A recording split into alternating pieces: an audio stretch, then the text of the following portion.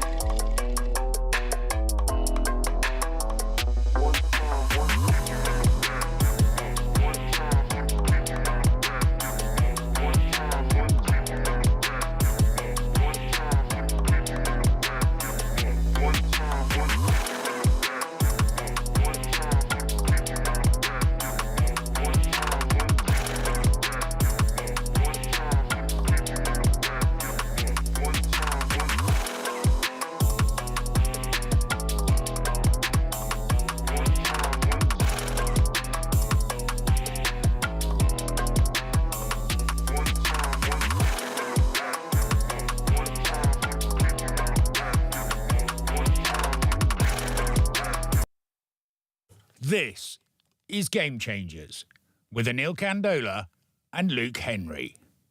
Daddy, Daddy Cool. Daddy, Daddy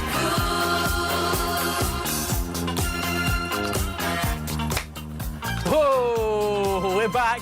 Hello and happy Sunday. Welcome back to Game Changers, the hard-hitting, straight-talking sports show that lives live on Colourful Radio. But you can also of course, as if you didn't know. Watch us on YouTube. Head over now to www.youtube.com/@colourfultv. I'm used to saying it by now. It's week 3 of saying this, but I'm joined by Premier League champion and TalkSport reporter, the king of TalkSport at the moment. It's Mr. Luke Henry. Champions.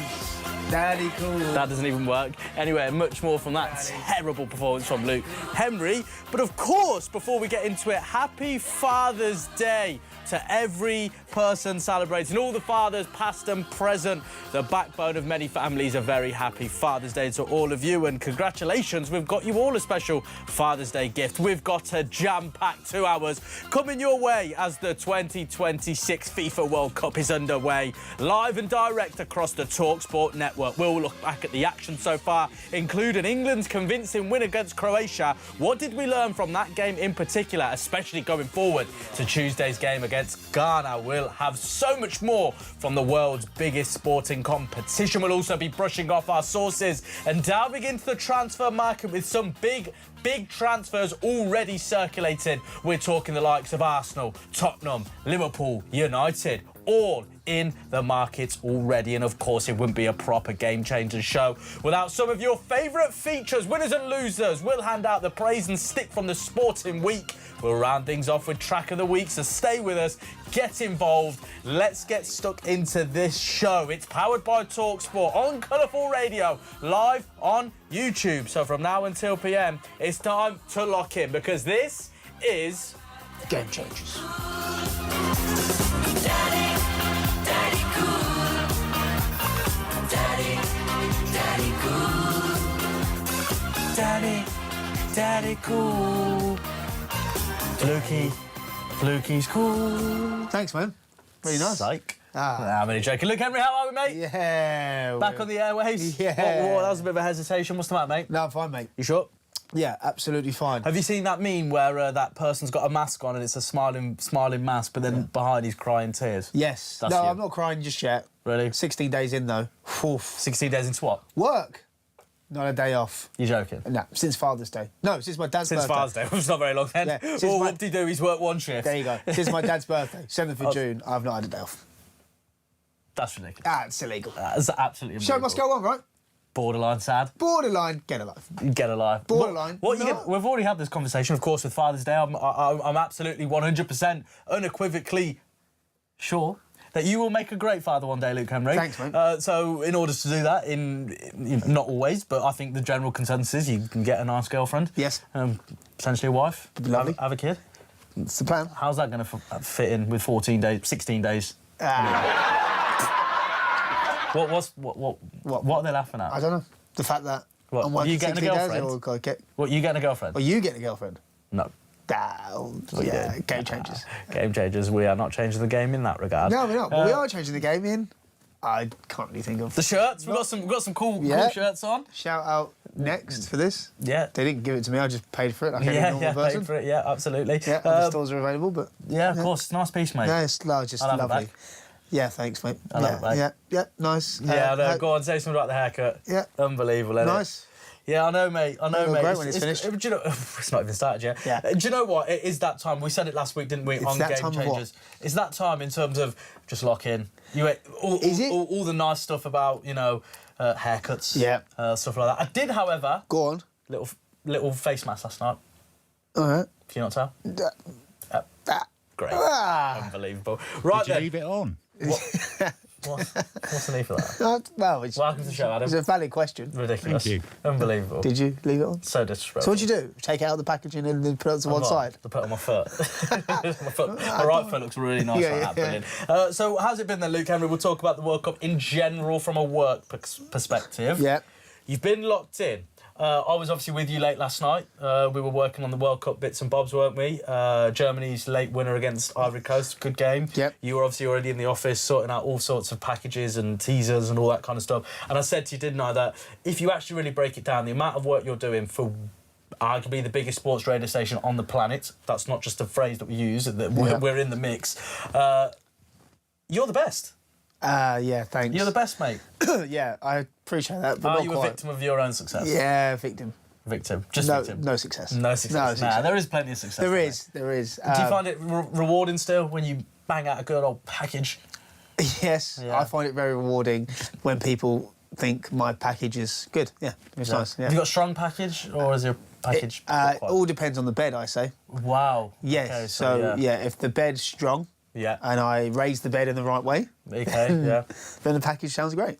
Yeah. So Yeah. do you normally go for like a just a standalone single bed, or maybe No, I always make double bed. Double? I always like to change the beds, so Wow. I have more than one bed. Okay. Yeah, And do you raise it at the end? yeah, always raise the bed at the end. Okay. And how do you start? No, you raise the bed and then you just have to dip it down. Oh, so it's okay. really epic in the middle of the bed. You start with a clean bed, don't you? Yes. Yeah. Clean. You can't go dirty bed. No, and then always you have to mix it down.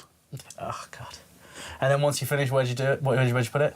You put it in the teasers packages, Not the raw. but then if it's not finished, you put it in raw. Audio side folder. That's what it's called. Yeah. Just make sure we're just clarifying. Clarifying what? No, just make sure. No, I'm just telling people what we do for work. I don't do that. Well, I do. Whatever you just said, I don't do. Well, every day when I finish something, I have to put it in the raw side folder. You were going to say. That's just my You job. realise. So just for clarity, without giving you too many secrets into the way that TalkSport work, we have loads of folders that we put all of our audio bits into, and one of them is the raw side folder. Which It's is called raw, raw just like raw audio audio, that you put 'cause in it's there. not finished. So you're just saying that every bit of audio or anything that you Yeah. do, you'd make sure you stick it in raw. Yeah, I put it in raw. Just pop it in raw. Yeah, and sometimes with the packages, I make the bigger packages, and sometimes the longer packages Yeah. are the better. Do you fancy a short package or a long package? I prefer making the long packages. What about the extended package? Yeah, I always make Yeah. those like the 5-6 minute packages. Wow. Yeah, they're really the je ne sais quoi of Yeah. packages. Yeah, Yeah. yeah, it's me. Yeah, so Unbelievable. Right, should we get on the show? yeah, just talk about work. That's what Yeah, we do. no, just yeah, work, yeah, just just work, work. Unbelievable. Of course, World Cup. Are You making enjoying any it? packages this week? No, mate. I obviously had a long, hard package last night. Okay, Yeah, made one obviously for work. Stuck it straight in raw. okay, nice. Yeah. That's what we do. Any feedback on the package? No feedback. Oh right, okay. No feedback. Oh, No right, feedback. okay. No feedback's good feedback though. They said, didn't they? Ah, When your name's not in the headlines, it means you've done a good job. yeah.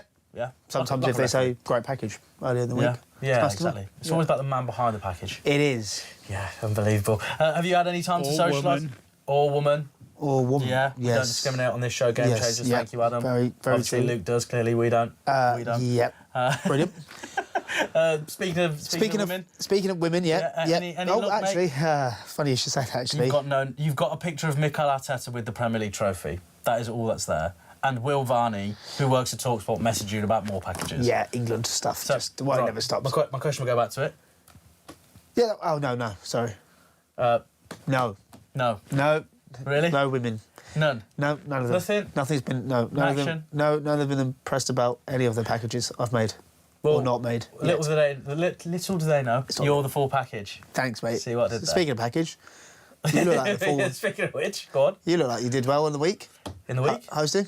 Oh yeah, I did. Have a good bit of fun Yeah. at the Package. Birmingham fan pack. Yeah, you and Gabby, you're a right pair. Yeah, we were, mate. Oh, actually, Midlands. this just came into my thoughts. Okay. I saw Gabby on Thursday. He did the drive show, didn't he? Yeah. He spoke really, really highly of you. Generally. really? To me, Here after we the go. show. He Where- went, where's the- No, seriously.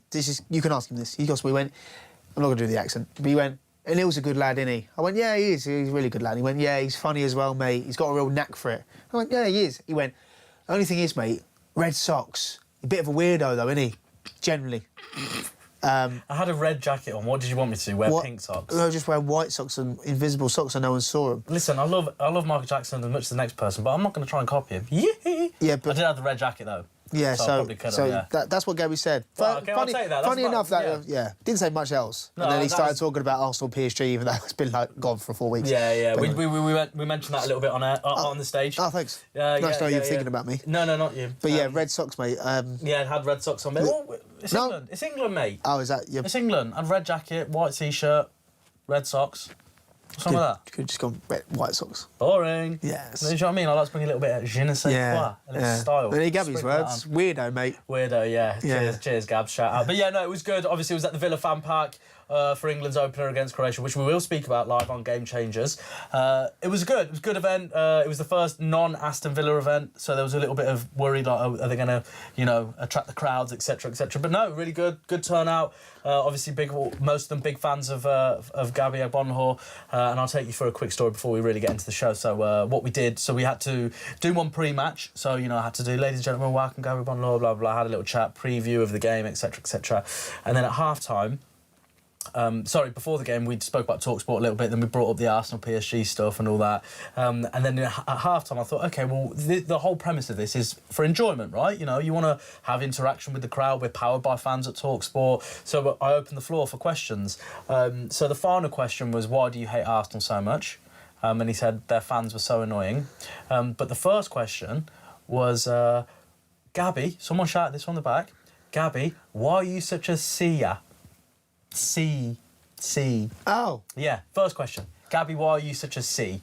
Oh, right. And he went, great, brilliant. And Thanks, he went, Aaron. OK. Yeah. Sort of great, thanks. Thanks for that. Unbelievable, isn't it? And he said, I don't swim. C. What are you doing next Tuesday? Brilliant. I can tell you, actually. Yeah. It's England, Working. England. Yeah, it's working, yeah. Do you know, I same. saw a picture online recently of a guy out with his mates wearing an Aston Villa shirt. It didn't say Gabby Agbonlahor on the back, did it? On all Aston Villa fans, on the back of the guy, one of the guys, Stag Bonlahor. Well, that's brilliant, isn't it? Stag That's Bonlahor. phenomenal. So he's the stag for their stag night. That's Stag Stag Bonlahor. That's phenomenal. Stag bowl. Stag. Then you can go as like a bolognese. You could. Right, should we get on the show? Yeah, we could, Kishori. Right. Stag As you bowl. may know already, World Cup is fully underway, and of course, TalkSport has you covered from wall to wall. Here is how the World Cup has sounded so far on the wonderful TalkSport network. Let's go. It's fitting that the World Cup starts in a stadium where both Pele and Diego Maradona lifted the trophy. Now we have more games, more hope. And here comes from Rashford, keeping his feet and winning the game for England. The Three Lions off and running in double quick time. Alex Freeman with his third American goal. He makes it USA 2, Australia 0. Junior comes through, ball on the right foot, scores! And Brazil are having fun in Philadelphia. Brazil 3, 80-0.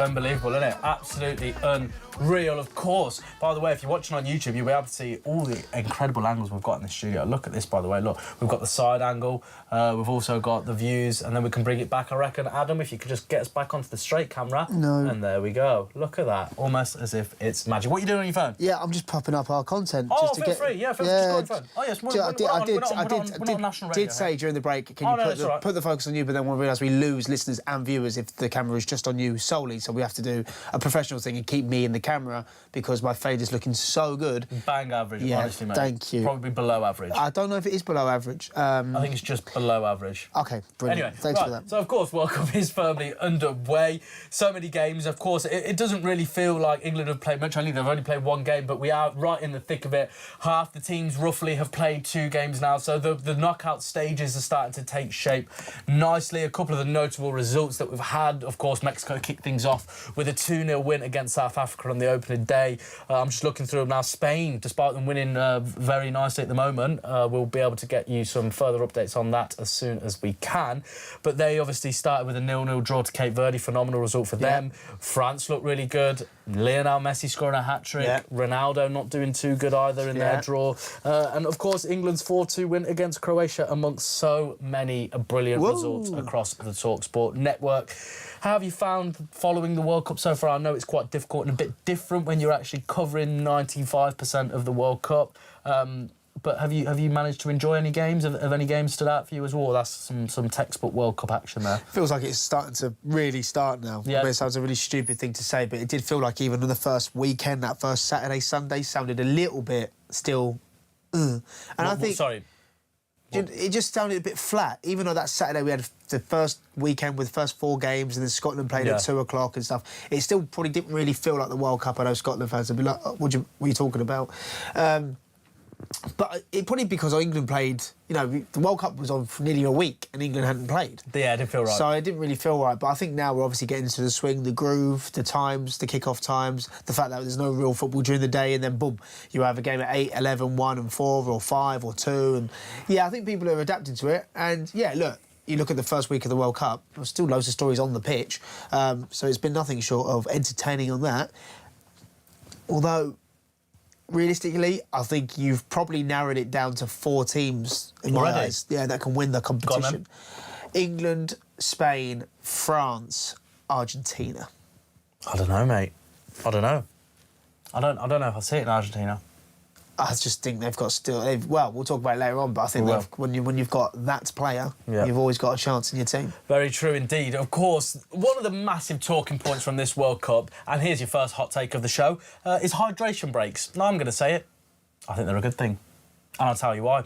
I'm going to be right against it in terms of the minority here in regards to the hydration breaks. Now, just in case you don't know, the hydration breaks have been put in the middle of each half, so after 20, 25 minutes in the first half and then after 20, 25 minutes in the second half, games stop so the players can have a hydration break. Simply put, because of the really hot temperatures, even though some stadiums have got a roof and fully air conditioning stadiums, so it's only about 90 degrees, so it's more than easy to play in them.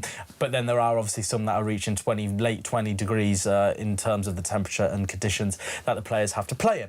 The reason why I find them really good, I'll be honest, of course I watched the first game at the fan park, so, you know, drinks and you know, all that kind of stuff for flowing.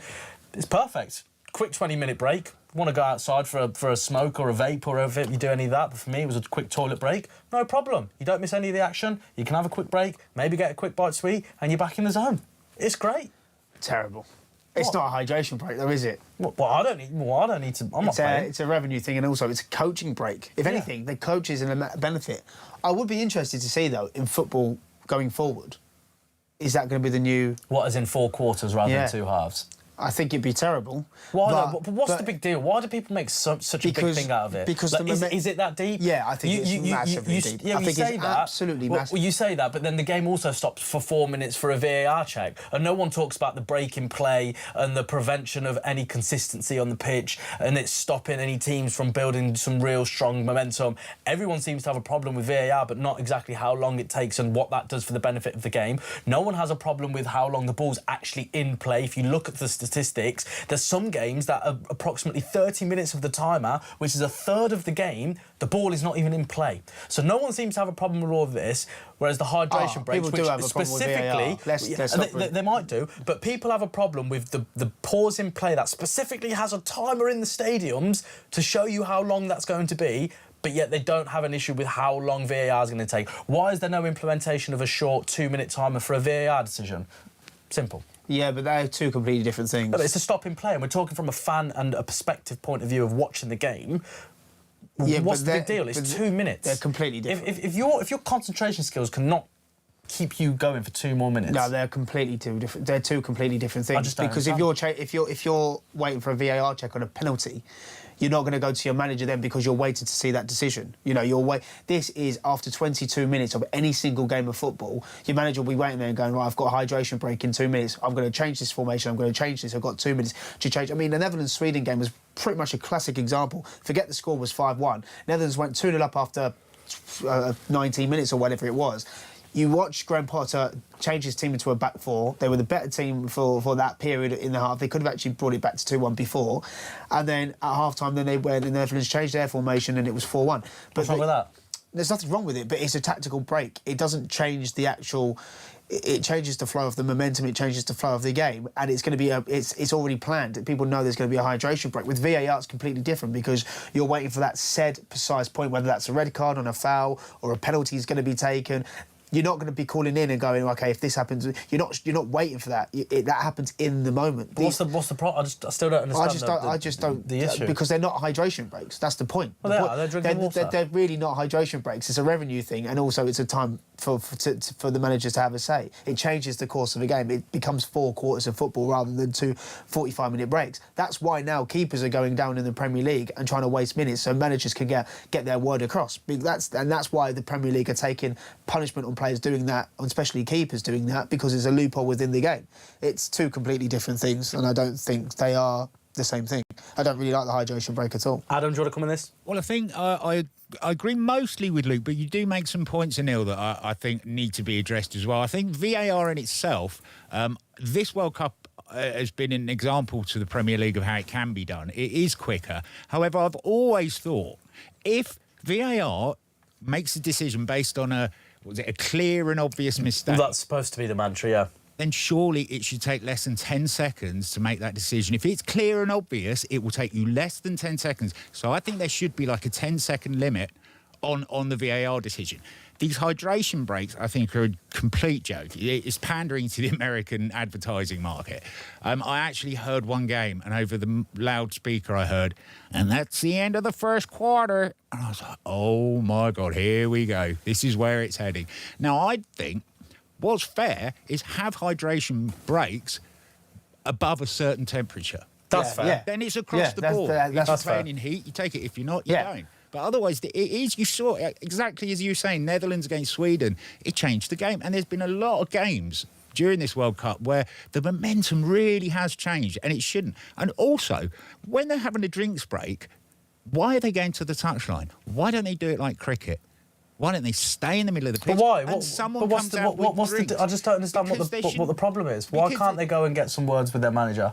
Why, if when a player does go down, players can't go to the manager and speak to the manager if the player is genuinely injured or needs some medical attention? I just don't understand. Like, there's so many things to moan and whinge and complain about football. I just don't really see this as one. We knew the hydration breaks were going to come in. We knew they were going to be in the middle of each half. We knew they were going to last approximately 2 minutes. We knew the players were going to go over and the manager will have an opportunity to speak to the players. Yeah. And we knew they were put in Only if place it for was advertising. only if it was too hot though. That's what we got briefed. We didn't get Yeah. briefed that they were going to be in there for every single game, no matter if you're in an aircon stadium with the roof closed and you're going to have a 2-minute hydration break. When the players probably don't even want it anyway, because within the first 20 minutes of the game, you've probably get a feel for the opposition and you want to crack on with the game. 20 minutes into the game is when you probably get a see for what the game's going to be like, whether you're on top, whether you need to withhold a bit of possession, and then boom, stop the game, have a 2-minute break. End of November in the Premier League. Yeah, like they need a No. hydration. Hang on a sec. It's insane. No, hang on.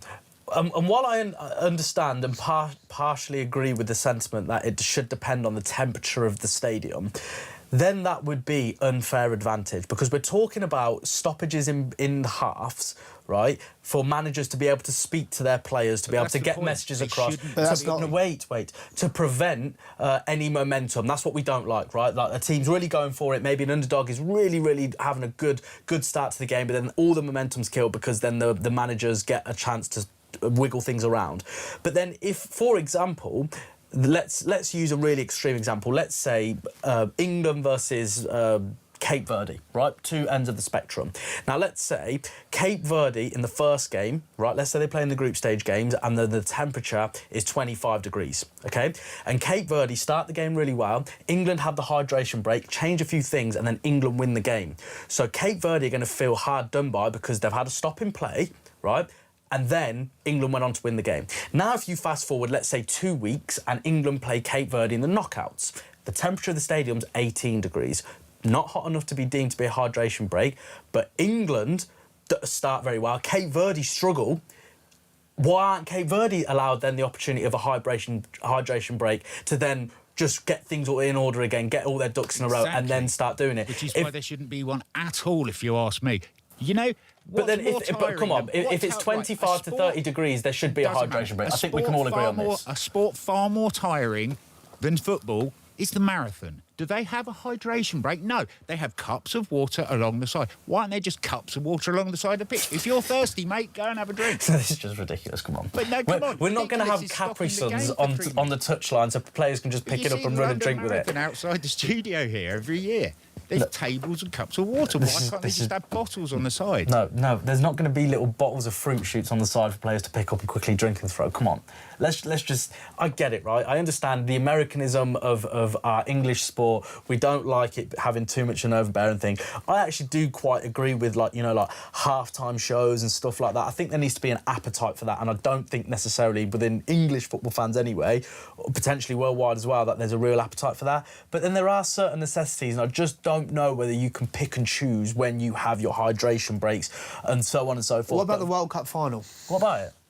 I think what happens if you get France and England in the World Cup final? England are absolutely battering the French for the first 20 minutes. Yeah. Hydration break comes, Deschamps tweaks it, boom, France on top.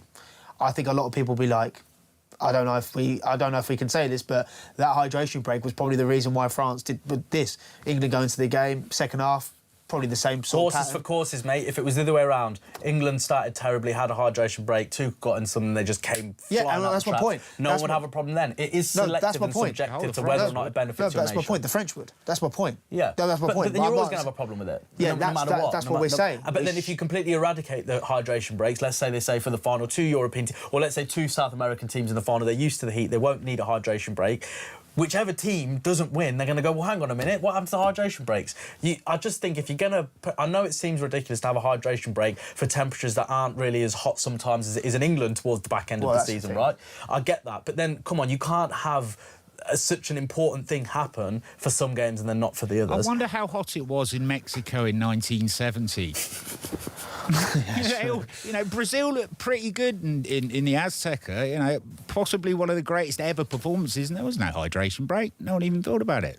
Yeah, it's a good point, certainly. And we've mentioned a little bit now, haven't we, in terms of England? And, of course, their start to the World Cup, the hydration breaks didn't make a difference at all for Thomas Tuchel, but what did was the half-time team talk. We've heard plenty of the players amongst that England squad who have discussed the real importance of Thomas Tuchel and his half-time team talk. We've heard of players like Declan Rice, we've heard of Reece James, Dan Burn, just to name a few, really highlight how unbelievable and amazing that team talk was. Anthony Gordon as well, straight after the game, of course, with TalkSport correspondent for England, Faker Others, he said straight away, wow, it was absolutely sensational. I would really like to ask players like Declan Rice and a couple of the others, where does Tuchel rank in the best managers that they've worked for? Because, of course, Arteta, they've got a strong relationship with him, but just purely from a manager's perspective, to come in and just go, bang, they're just in awe of this guy. I think that'd be a fascinating conversation. But just let's go through then, of course, the England game, 4-2, some positives, perhaps 1 or 2 negatives. What was your overriding emotion after that game against Croatia in match week 1 for England at the World Cup? That probably this nation is never satisfied and always finds something to moan about. 4-2 in an opening game of a World Cup is very, very good. The first time since 2002 they've beat a team in the top 15, I think, at the World Cup, something like that. I don't know. 4 goals, 22 shots. I think there's a lot to be positive about. And also, I think the main thing to be positive about is the in-game substitutions, the in-game changes. Brave, very brave. And fortune favours the brave on the front foot. Nice, you. Like that. Yeah. I like that. And I think that's, by the way, that's not deliberate. I mean, that is deliberate. That isn't a manager panicking. He looked at Declan Rice and thought, OK, I'll take him off, no problem. I'm going to put Reece James into midfield. I think our whole nation was really panicking at one point when we went, is that Jude Bellingham coming off? Yeah, it is, because he's going to put Spence at right back, James in midfield, Rodgers is alongside him. That is calculated. That's a manager that knows what he's doing. He's very elite, very astute, and he paid off. He's a top manager. He's top. That's why we paid off, and we looked at a threat on the break. I mean, he took Rashford and Saka on, Rodgers on, 4-2.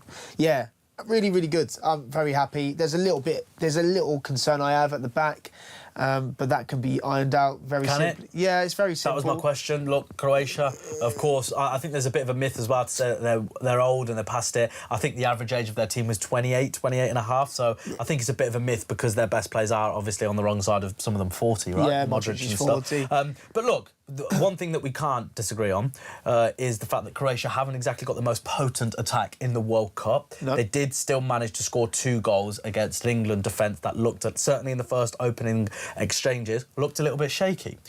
Does the defence worry you at all? You look at some of the attacks. Spain, of course, scoring about 100 goals today. Argentina, Messi, all of them don't even get started on the French forward. Like, dearie me, has there ever been a stronger force in World Cup history? Maybe, maybe not. But do you not have a little bit of concern with the England defence temperament going forward against the stronger teams going forward? Yes and no, because I think it can be easily eradicated by just playing Mark Guéhi at left centre-back. and having a choice between John Stones and Ezri Konsa. The reason why is because we couldn't build up from the left-hand side. John Stones wasn't capable enough to take the ball on his left. Mark Gay can do that. And also what you do then is that you can get Rice and Anderson to pick it up from Pickford. We can split the centre-backs. Then we can get O'Reilly into midfield on his left foot. And then we can get the ball out to Gordon. And that's what we struggled. That's why Gordon didn't get a lot of the ball, because O'Reilly couldn't invert from midfield. That's why Gordon couldn't face up his man and going for 1v1s. And that's a little bit we struggled about. But in the second half, when we were on top, Gordon did a lot of running. And look, if that's his job to come and do a lot of running and Rashford can come on and give more of the opposition and give more of the defence trouble, then yeah, we've got a chance. But I just think that would be the only change. Listen, we have to see Declan Rice has obviously come out and said that he's fit and ready to go and he's been, nursing an injury. But sometimes you have to be a little bit brave and think about what the right thing to do is. And I actually think if we do start Gueye and if we don't start Rice and we go with Anderson and we go with James in midfield and maybe start Spence at right back and Bellingham still in the 10 and maybe give Rashford a start and maybe give Madueke a start still and still keep resting Saka and play Kane deep, I think we'd be absolutely fine. I think we haven't got nothing to worry about in these next 2 games. To be brutally honest, I think the conversation will come around in the last 16 in the quarter-finals. If it looks how it is now, we should be playing Brazil in the quarter-finals. And I look at their midfield and I look at our midfield and I think our midfield is superior. I look at their wingers and think that's a really interesting matchup, although Rafinha is now injured, which maybe might miss the whole tournament, we don't know. But Cunha, 2 goals. Yeah. Not going to mention that, are you? I'm not, because he's not a winger. Doesn't matter. Well, it he's does a goal matter, scorer, he's a machine, monster, probably the best player at the World Cup. Yeah, I'm looking more at Vinicius Junior against...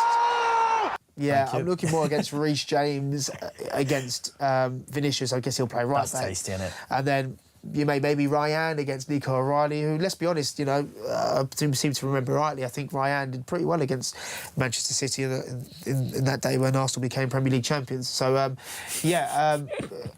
so I just think... It's ridiculous. Any chance he gets, honestly. Unbelievable. Pretty sure it was Bournemouth 1, City 1. O'Reilly had a chance, he didn't take it. But yeah... That's what happened. So I've got no concerns about England as such at this moment in time. The only thing I am interested in is Harry Kane in terms of... Let's look ahead to the Panama game. Let's not jump the gun too much. But what is... Not the purpose, but, Ivan Toney and Ollie Watkins, if they do see minutes... How's the team going to look? Is it just going to be... Because you don't replace Harry Kane by just putting Toney and Watkins on for them, because look at the way Kane plays. It's completely different. So my point is with that is, if Harry Kane doesn't play, does Jude Bellingham not play? And do we go to a 4-4-2 with Toney and Watkins up front and we go with Gordon and Madueke, we go high? Or, do we go for a more conservative midfield? Or do we just play Watkins and tell him to stay up and we move Bellingham further up the pitch? That's the bit I'm interested to see. Yes, Harry Kane probably won't play every single minute in the group, so I don't expect him to. But if he does, what is the actual role behind for Watkins and Toney? I'd be interested to see.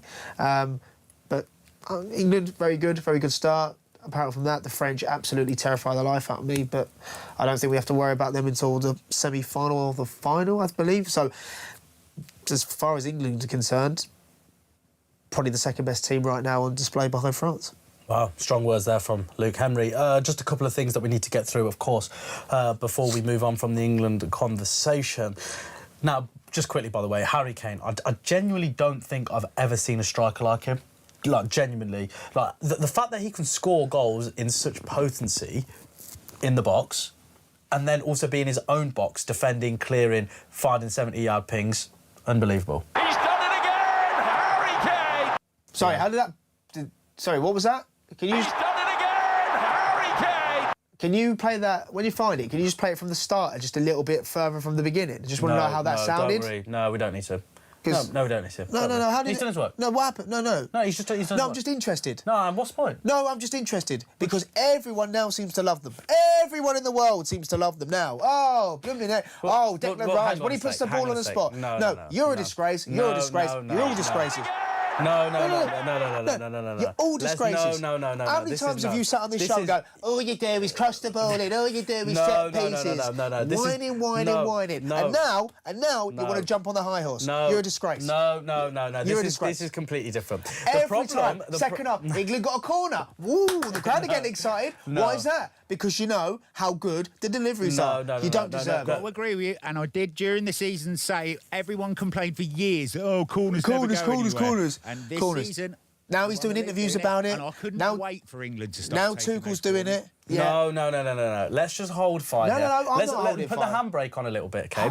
This is no. It's not about people score or players or clubs or teams scoring from corners. It's the way in which you're scoring corners from an Arsenal perspective. No, it's not. It's not like the way that Declan Rice whipped the ball in, Harry Kane, sweet as a nut, rose like a salmon, buried the ball in the back of the net. The way that Arsenal, for a majority of the goals that they scored from set pieces, was grabbing and doing the dark arts of grabbing the goalkeeper, penning him into his own line so he can't come out, like doing all of the things you can do, which is just not what you are supposed to do from set pieces. There's a complete difference from Declan Rice whipping a ball in and Harry Kane getting his head on it perfectly to arrow a ball in into the goal, and there's a completely another thing where Gabriel, for example, the first game of last season against Manchester United, where he is virtually in whoever it was, Saliba, whoever it was, virtually in the shirt of Sonny Lamont. What did he do? Okay, there's a complete difference, and I think there is genuinely like an 8-minute video of Arsenal's corners. And it was I'm not saying it's wrong. He didn't do anything wrong. But whoever it was, you just said he didn't do anything wrong. I'm not saying from a point of view of causing a foul or something that you can give against. Some of them were quite dirty that I think probably crossed the line. But you cannot for a second say just because Declan Rice whipped the ball and England scored, it's the same as Arsenal. No one had a problem with delivery. No one had a problem with Saka or Rice putting the ball in. It was what was going on in the box, which was what the issue was. And there's one thing, like I said, having a problem by scoring from so many set pieces, and there's another thing, hustle and tussle in the box, like jammy, dirty goals that are just trickling over the line. That's what people had a problem with. Great delivery, not though. Corners. Delivery, no problem. The way Kane scored is how you score. Oh, so you want poor? It's the way it's scored. poor defensive marking from the other team. So you're telling me every time Arsenal scored a goal from a corner, from a set piece, it was purely just down to the fact it was poor defending? They got away with a lot at corners. Come on, you've won it. I know this is the international one. I know we've got the World Cup in front of us, but you've got the Premier League in your pocket now, mate. Yeah, I know, we're champions. I'm just reminding you of a lot of it. Yeah, No, but I'm saying, so you're just to clarify, you're saying that all of the goals that Arsenal scored from set piece was because, largely, poor defending rather than dodgy attacking. No. I'm saying the Croatian one. I'm not saying anything about poor defending from the other teams. Just the delivery is too good. The delivery is that good. It's so hard to defend. Gabriel Saliba. I don't think that's what it is. All right, then. No problem. I don't think it's the delivery that's the difficult thing to defend. Okay, fine. It's not. The delivery is fantastic. Very ironic how... Delivery is fantastic, but it's not. That's not the problem people had with Arsenal through moments of last season. It was the fact that you were getting into the box, hustle and bustle, grabbing shirts, really pushing it to the limit, so much so that I think it had a large contribution to FIFA explaining to teams in the World Cup that they're going to start to change rules around that. Just look at Nico O'Reilly's chance from the header on Wednesday, right? I didn't hear a single word of that. Because why? Because he missed. It's exactly the textbook Arsenal one. Back post, grappling in a bit. Nico O'Reilly, back stick, headers, 4-2. I'm not saying. It's exactly a carbon copy. Tuchel's even come out and said, he's looked at Arsenal, he said, well, it'd be stupid not to, because Dan Burn got asked about it yesterday in the presser, going, look, Arsenal have been quite good from set pieces, they're quite top, you've got two of them in your ranks, you might as well use it as your Arsenal, cue the pun. Yeah. And he's like, yeah, they're actually very, very good. If you look at Martin Odegaard's delivery on 28th of September, when it was 5 Newcastle players around Gabriel's head, and he's poked it in the last minute, great delivery. Look at all our deliveries.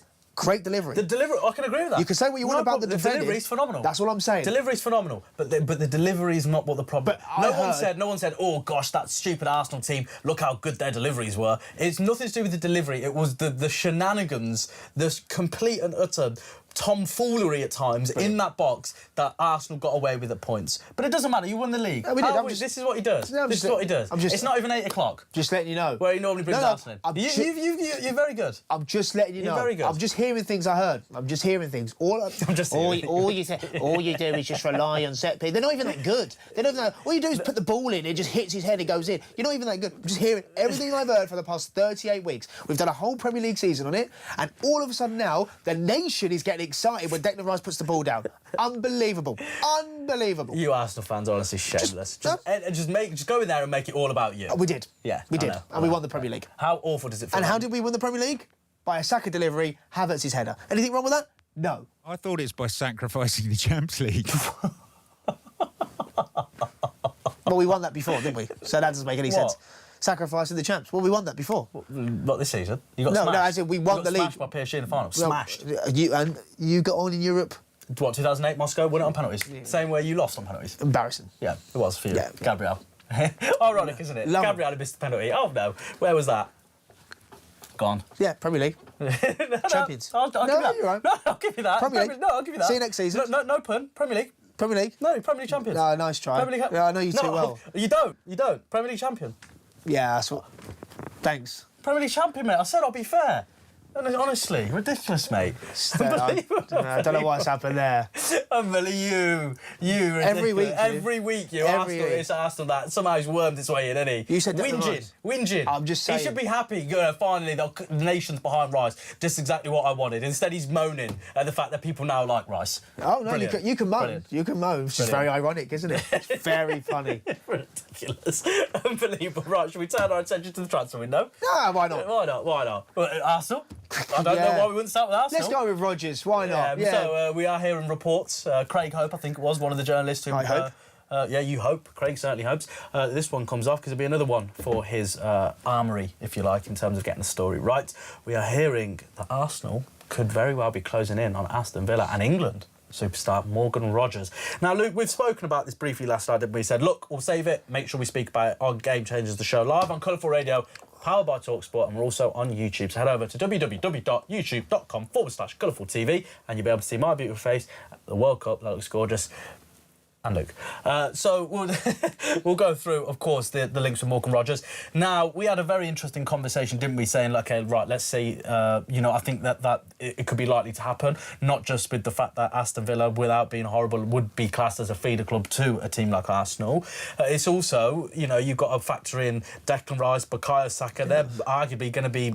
Even so far to say they might even be sharing rooms with Morgan Rogers. And we've heard stories before, even the likes of Steven Gerrard being tapped up by Gary Neville once upon a time in the England camp, saying, you're going to come join us. So make no bones about it. When you're away on a lad's holiday, I know it's not quite like that, but you're away with your lads and they're saying, right, why don't you come do this? Right, it's going to sound amazing. So I don't think they're going to have too much trouble in convincing him, notwithstanding the fact that they're Premier League champions. But you have a bit of an interesting dynamic of where you think he really fits into that team, don't you? Yeah, I mean, there's lots to unpick. I think he's a very, very good player. And he's the one you want, isn't he? I like him. I think he's very versatile, and that's Arteta's probably second favourite word in his footballing dictionary. What's the first? Winners, because they're one of the Premier League champions. So I would probably say... How am I going to do this for the rest of my life? Yeah, brilliant. You set me up for that. It's an easy tap-in. 1-0 Havertz, 38 minutes. Come on. What are you doing? And I think Kai Havertz he'll probably be playing with, because I think he could actually be Arsenal's second striker. I think he might play a little bit of a false nine position. He can play off the left as well. And look, this deal is going to be interesting because I think Aston Villa still have some PSR issues. So that means the 30th of June is going to be a pretty significant date if whether something can be agreed by that. And then I think Arsenal, you can stretch the paperwork over out to July and stuff like that for the books and whatever. So that's the interesting part of that. You mentioned the English contingent and the British core that Arsenal have, which is I think that's telling. You can't underestimate that. You shouldn't, sorry. You can underestimate it, but you shouldn't. But I think that's telling... Not just the English core, but I think if you look at the big clubs and their business so far, I think that's really telling. If you look at Arsenal going in for Morgan Rogers at this moment in time, that seems to be their big star player, looking about 18 million plus. If you look at Manchester City wanting Elliot Anderson for 120 million, you're looking at Manchester United looking at Matthias Fernandes as their big player in midfield. We'll speak about that shortly. You're looking at even Tottenham again. They've been linked with the likes of Sandro Tonali. We'll speak about that shortly. And Adam Wharton. I think Chelsea are looking at the under-8 England keeper. Yeah, Chelsea looking at some youth players. Yeah, probably pay about 40 million for him. And even Liverpool, they're looking in the market as well. I just think the Premier League... We'll speak about that shortly. Well, I'm just looking at the overall. I think the Premier League seems to be, the creme de la creme, where everyone's buying their players from. And I think that's a money thing, but also that is a physical thing. And I think that's an intensity thing. And I think the Premier League gives you that, which probably no other league would. And then I think that's when you go to your Bayern Munichs and your Real Madrids and your Barcelonas for a little bit of the touch of class. Maybe that little final ball or a little bit of moment of magic. because it's very difficult. I mean, Martin Zubimendi is probably the best case in point, one of the best sixes, one of the best eights statistically in Europe before he got his move, which was why Madrid were interested in, was why Liverpool tried to get him, was why Bayern Munich tried to hijack him. But he found the intensity. Not literally. No, of course, but they found the intensity of the Premier League so difficult because he absolutely was burnt out by March, and that was at no fault of his own. It's because it's not just a physical game, it's a mentally taxing game, and you've got to be really strong in the Premier League. So I think Morgan Rogers would be brilliant. I mean, imagine seeing a midfield component of Rice, Miles Lewis-Skelly, Rogers, Eze, Saka, Gyökeres. I mean, that could work. That means free-flowing. Calafiori can drop in from midfield. It seems really exciting. It seems a team that wants to score goals, not defend 1-0s, so everyone can be entertained and be happy, which is great because that's what we have to do. We have to make sure the nation is happy when they watch Arsenal Football Club play their football. So yeah, really like the signing. Obviously, I would like 4 signings. I think this is a window of quality and not quantity. Last season, we were very aggressive and brought 8 players in, and Andre Alberto, I thought, did a really aggressive but very good job in that. This time, I think it's just fine-tuning that squad. I think the Champions League final gave everyone who watched it no secret where we need to improve, which is obviously the left winger, and I think Morgan Rogers can do that because you look at Leandro Trossard, a very silky footballer as well. I think Morgan Rogers can sort of be that type of Trossard replacement, more like a wing fielder rather than an actual left winger at trade, such as like a Barcola type. So yeah, let's see. I really like the player, I really like the profile. The only thing that kind of concerns me, but doesn't concern me, it's just the way we live in, is the price tag. But it is what it is. I think you have to pay this money now. I don't think these prices are actually what the players are worth. I think it's just the value that what they're worth to that club. Yeah, to bring them back in, of course, and also the selling club as well. We've got a couple more to get through. So Manchester United to relegated West Ham. A couple of players that are being linked, of course, Somerville and Fernandes, Mateus, that is, of course. I'm pretty happy with that. If you spend 100 to 120 million on 2 players that are pretty decent, Premier League standard, I know they got relegated, but I don't think player. it was Somerville. What a good player he is. I don't think they're players who were the main contributing factor as to West Ham going down. I think there was a whole host of things going on at that club. The less said about that, the better, of course. But look, I'm happy with that. You have just explained about Arsenal going through a season last summer of quantity. Right now, it's rather the quality. I think Man United probably did the reverse. We went for quality in the likes of Cunha and Mbeumo. Sesko, still a bit of time to go on that. But now I genuinely, really believe, and I think I speak for a lot of Manchester United fans when I say it is about quantity. You need players through the door. You need to be able to have a squad to be fully equipped or as close as you can to be able to handle 4 times the amount of games that Mark Carrick was used to when he first came in. Of course, he was just in the Premier League potentially at certain points anyway of the season, playing 1 game every 3 weeks, which is bonkers because they could probably play now 3 games in 1 week. So they need players, need bodies, and I think for 120 million odd for 2 players who are pretty decent, I would be too against that. But Luke Henry, you seem not to be too impressed with that business potentially. Yeah, I don't know. I think Somerville's good, but I just don't think he... He's not the guy. But he can do a job. Yeah, I just think Man United got to be careful. They are playing Champions League football. Yeah, I'm not going to say he's going to start, But yeah, you've got Cunha, Mbeumo, Ahmad. Options, mate. You need options. You need options. But that's my point. Can you do 50 million? Can you do better? Can you buy someone that's young? Maybe I'm sick of that now, mate, honestly. I'm sick of this. OK, what would you rather? Who's the next in class? We've done it with Ahmad. Ahmad's the prime example. Good player on his day. When we signed him, there was a video of someone on Sky going that Man United got a generational talent. They've really signed a wonder kid. He's a good player on his day, but he hasn't performed enough. What? Do you need Somerville? Yeah. Do you need an attacker? Yeah. What would you rather? On the left, 100%. OK, 50 million Somerville will keep Rashford. Phenomenal question. I personally would keep Rashford. However, his wages are just ridiculous. So it's almost a non-starter. I'll answer it how you would answer it. Rashford on 100k a week. No, OK. It's just not going to happen, is it? Unfortunately.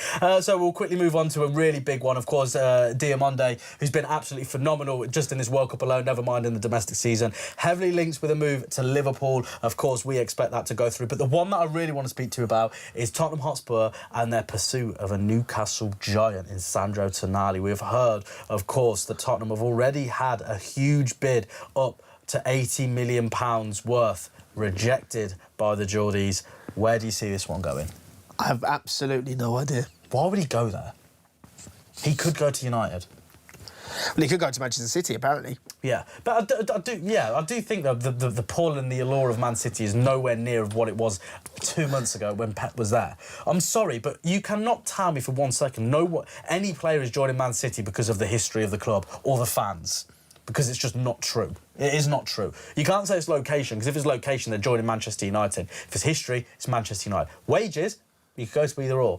You cannot for 1 second tell me that the allure and the attraction of Man City was not Pep Guardiola. I think it's ridiculous. This is going to sound really strange, and I probably don't even know what I'm actually saying. But is there anything about winning the league under Maresca with City makes that player feel a little bit more wanted? Like there's more, not credit, because you have this thing. Oh, I'm just going to go and work with Pep. Oh, I'll just go and work with Pep and win a league. But it's almost like why Declan Rice chose Arsenal. I'm using Arsenal as a reference point here because he was like, if I win one Premier League title with Arsenal, it'll probably mean far more than me than just being a small.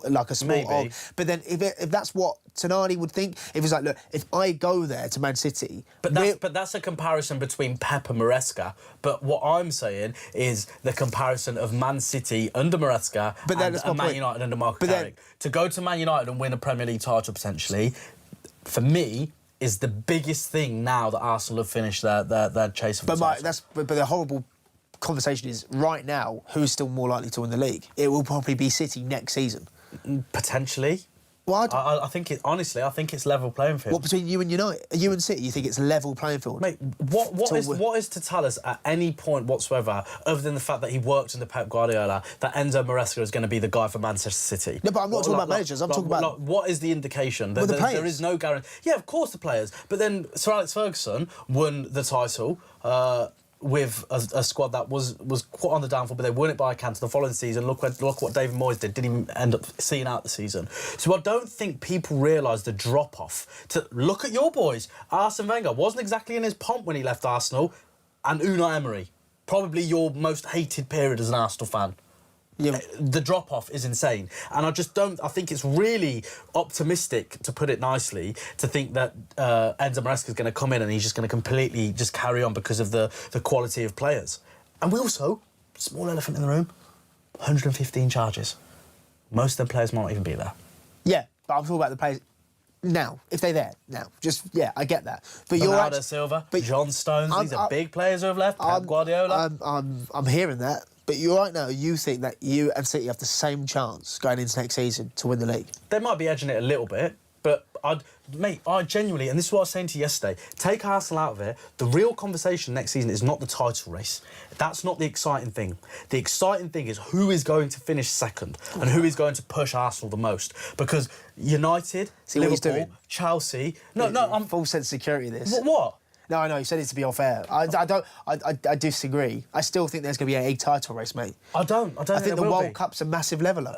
Maybe, but then you've also got to think, if everyone has that impact of the World Cup, which all of them will, then what's the next factor? And the factor is, now not only is Arteta a Premier League champion and he's got a couple of years under his belt, isn't he now the longest serving manager in the Premier League? Yeah, one of. Because Pep Guardiola's gone now. It's not just as if we're talking about Premier League champions, we're talking about structure and consistency. Yeah, we retain a title. And while I agree, but I said to you yesterday, you will never see a team with a better opportunity than Arsenal go and retain it. And I'm talking even about the days of Man United.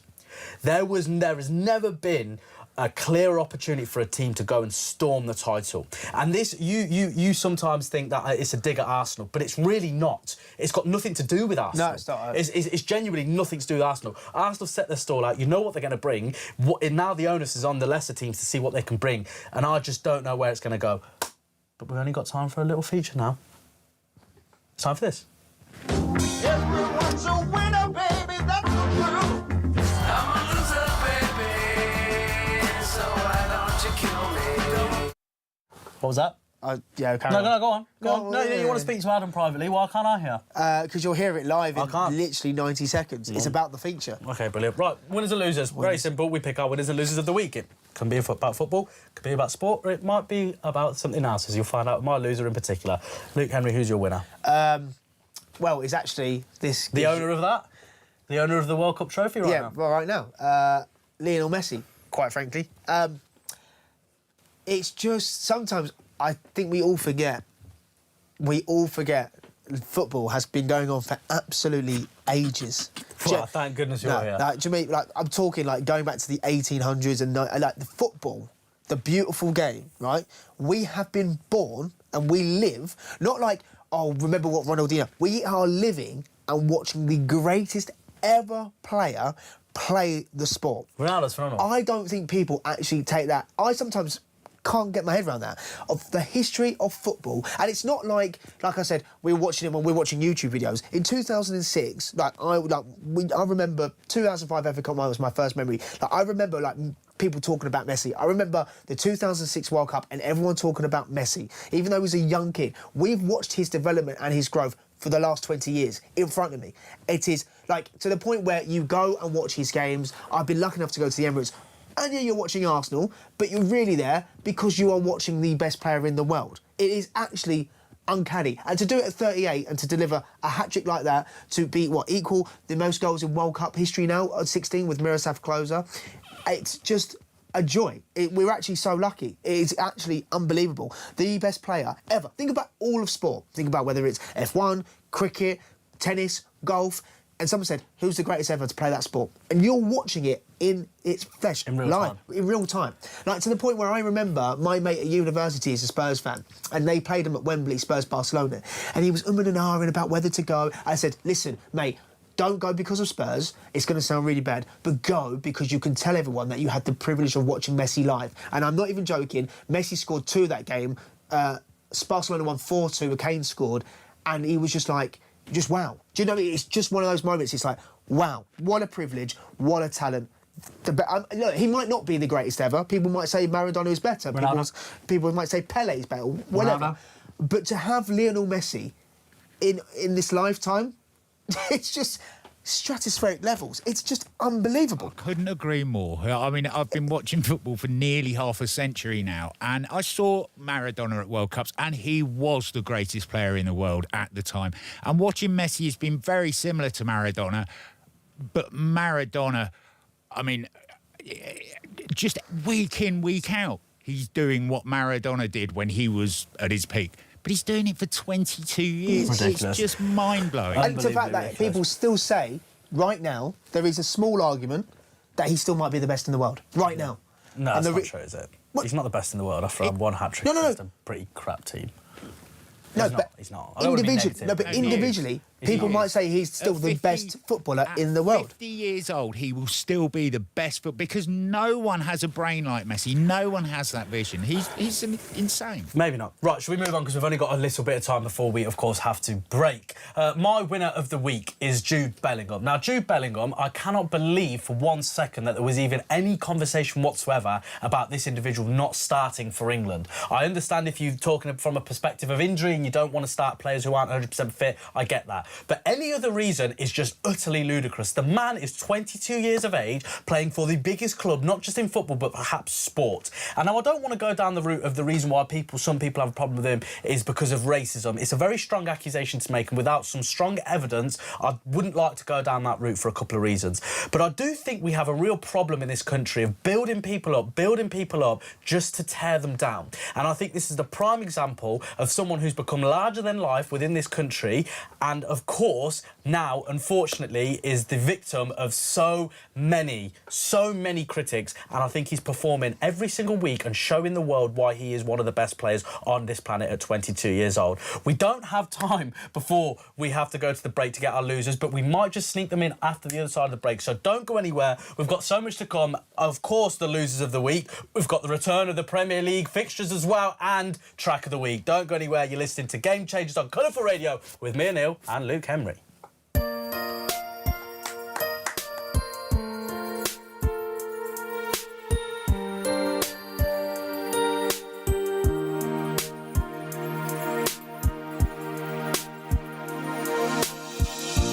Back when I was a child,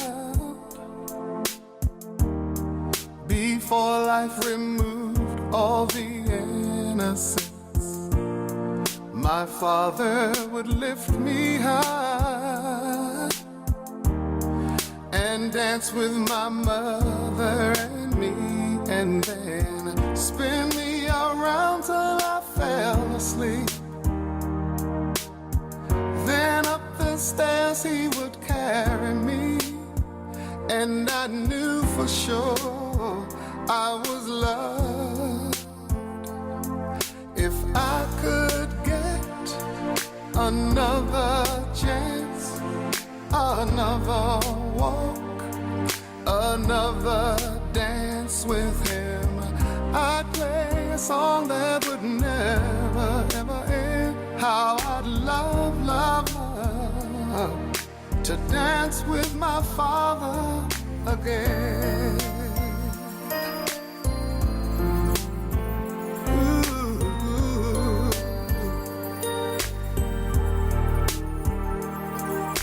When I and my mother would disagree, to get my way I would run.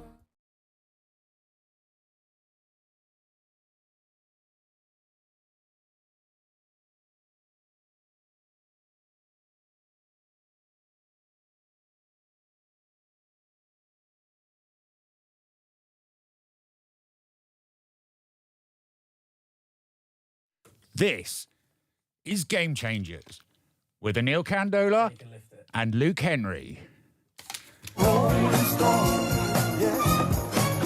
Wherever he laid his hat was his home. Oh, he left this world alone.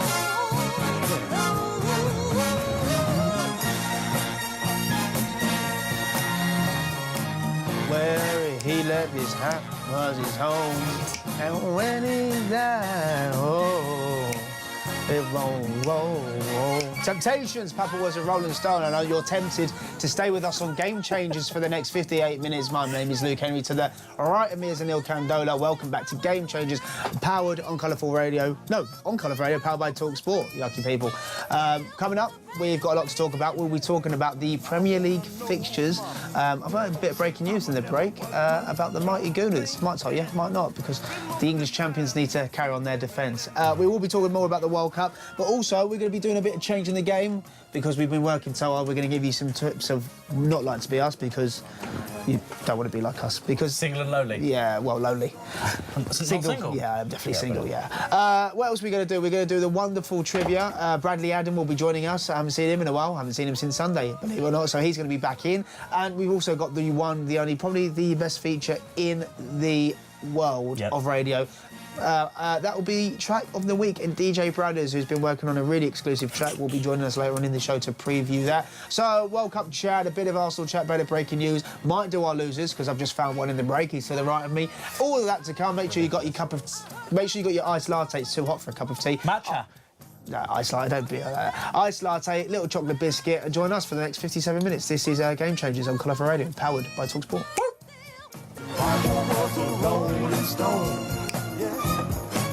Wherever he laid his hat was his home. And when he died... Can I just say, Temptations, Ain't Too Proud to Beg, great musical. Also, is that original, or... Because I... Ah! Honestly speaking, That was the Undisputed Truth, who did the original in 1972. The Temptations released it the same year, and it went to #1 in America, or in the Motown chart. So, Temptations are more known for it. Yeah, I didn't know that. I just, yeah, great song. Yeah, I was waiting for it. I was waiting for the yeah, I was waiting for see. I was waiting for the bass. This is what music's all about. We go. What do you mean? What do you mean you don't know I the was on Amazon. But just what I don't doing get. a deal. What do you mean? I was on Temptations. Amazon. Yeah, but how can you not know the Temptations? I was ordering some Korean skincare. Shout out Korean skincare, by the way. Yeah, no Temptations. Do you ever no? I don't force Temptations, mate. One of the deadly sins, aren't they? I just don't get that. Do you know, I just think it's absolutely wild. One of the deadly sins, mate. Don't do I it, got Temptation. sunshine I got sunshine. That one. on a cloudy day. No, I don't think it's that one. When it's cold outside, I've got the month of May. Yeah? I guess you say, what can make me feel this way? My girl, my girl. We're talking about My girl. woo! Shimona. You know the Temptations? Gotta make a No, change. honestly. What? Terrible. Honestly, ruin the Temptation. You just... We'll have to educate him. Anyway, speaking of temptations, I know one thing I'm tempted for is the start of the brand new season as the English champions begin their defence. Now, Against the other English champions. Thank you. Brilliant. Are you a Coventry fan now, are you? I don't know about you, but I, for one, am excited. So, yeah, the Premier League fixtures are released. TalkSport will have all the games, and this is how it all sounded on the TalkSport network on Friday. This is the Premier League. This is TalkSport, and it's about to heat up again. Arsenal receive the Premier League trophy. Martin Odegaard steps towards his teammates, throws back his head. Mikel Arteta and his players have finally delivered when it really matters. And are we on the cusp of another North London dynasty? We're on our way to the Premier League. Sing the Coventry fans. It's been 25 years. Right is in! It's two! The rest of the story develops in the latest episode of the greatest drama in the world. This is the Premier League. Right away, you're on away. We are Premier League, so we are Premier League. Brendan. We are Premier League, so we are Premier League. What do Nice. you think of the idea of this happening every season? The winners of the championship. I'm going to stop you there. I'm going to stop you there. I said this exact thing verbatim to Luke Henry yesterday. That's me, by the way. Yeah. Just the way he said Luke Henry like I wasn't in the room. Me. Oh, yeah, don't remind me. Yeah, I said this. Why? So, just in case you didn't know about that unbelievable package made by this guy, King of Packages. Yeah, it definitely wasn't one of mine. No. it Yeah, wasn't. it Yeah, I did it in 5 minutes. But anyway, You put it in Raw as well? I'll or is put it that just straight in Raw. Straight in. Oh, right, I don't okay. mess around. Oh, I should have put a belt on it. Nah, do it on the floor. Right, anyway, so if you didn't know already by that wonderful package, the defending champions Arsenal will take on newly promoted Coventry. Is that why you got blue on today? And I've course. got like burgundy on. Yeah, under the leadership of Frank Lampard. That will kick us off on Friday, 21st of August, Great, with that. an 8 p.m. kick-off. Unbelievable in here. Talk about a game-changer special. Friday night, home of the Under champions. But I do think, right, we had this Great, innit? conversation, didn't we? I completely agree with Adam, by the way. No hit back from me whatsoever. This should be a regular thing. Why on earth? We have it for the Community Shield. We have it for a Premier League champions versus the FA Cup champions for the curtain raiser at Wembley. Why do we not have this for the Premier League every season? The winners of the Premier League will play the winners of the Championship. The champion versus champion for the first game. That is an unbelievable idea. Now, going on from that, I was really annoyed and miffed at the fact that this game, Arsenal versus Coventry City, was not at the CBS Arena. First time you'll see Premier League football at Coventry, at that stadium, after such difficulties to even play football at that bloody stadium. Why on earth have we not got the enemy playing we live and die in these towns under the lights on a Friday night to kick everything off? Every season, it should Every be at season. the home of the championship champions. However, Luke, you did come up with a good point.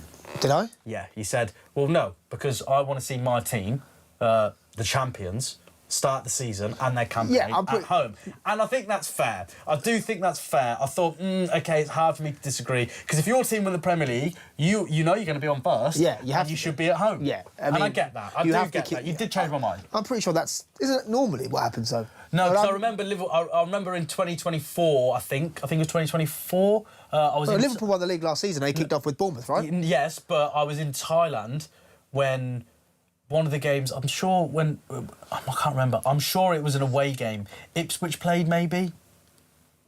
Ipswich Liverpool was the season before that. But they weren't champions, were they? No, City were champions. Yeah, so that's odd. I'm sure the champions normally tend to kick the season. No, because I'll tell you why. No. Manchester United played Fulham. Yeah. And 1-0. Xerxes scored. I was there. And Man United weren't champions. I was there. This guy was there. Hospitality. Yeah, I know you were. Hospitality. Shout out plugs. Yeah. What was I going to say? Phenomenal, absolutely phenomenal. I was going to say something. Shall I just run through a couple of the other stuff that we've got coming up on the TalkSport network before we crack into what exactly you're looking forward to as a Premier League champion defending for the first time in your lifetime?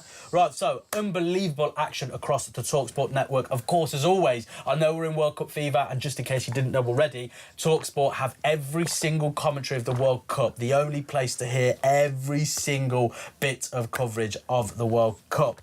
But just in case you wanted a bit of Premier League excitement, we've got it. As you already know, Coventry will kick off their return to the Premier League against the champions away at the Emirates. Then on Saturday, the first early kick-off, which will be on TalkSport, Marco Carrick's Manchester United head over to Hull City, of course, promoted from the Championship as well. Lovely for me. And then on the Monday, 8 o'clock kick-off, guess what? It'll be live and exclusive on TalkSport. West London derby is Fulham, currently without a boss, by the way, host next-door neighbours Chelsea with Xavi Alonso taking charge for a competitive game on the first occasion. What else to look forward to, I hear you saying? The first 2 games of the new Premier League season are live and exclusive on national radio to Talk Sport. We'll be offering 120.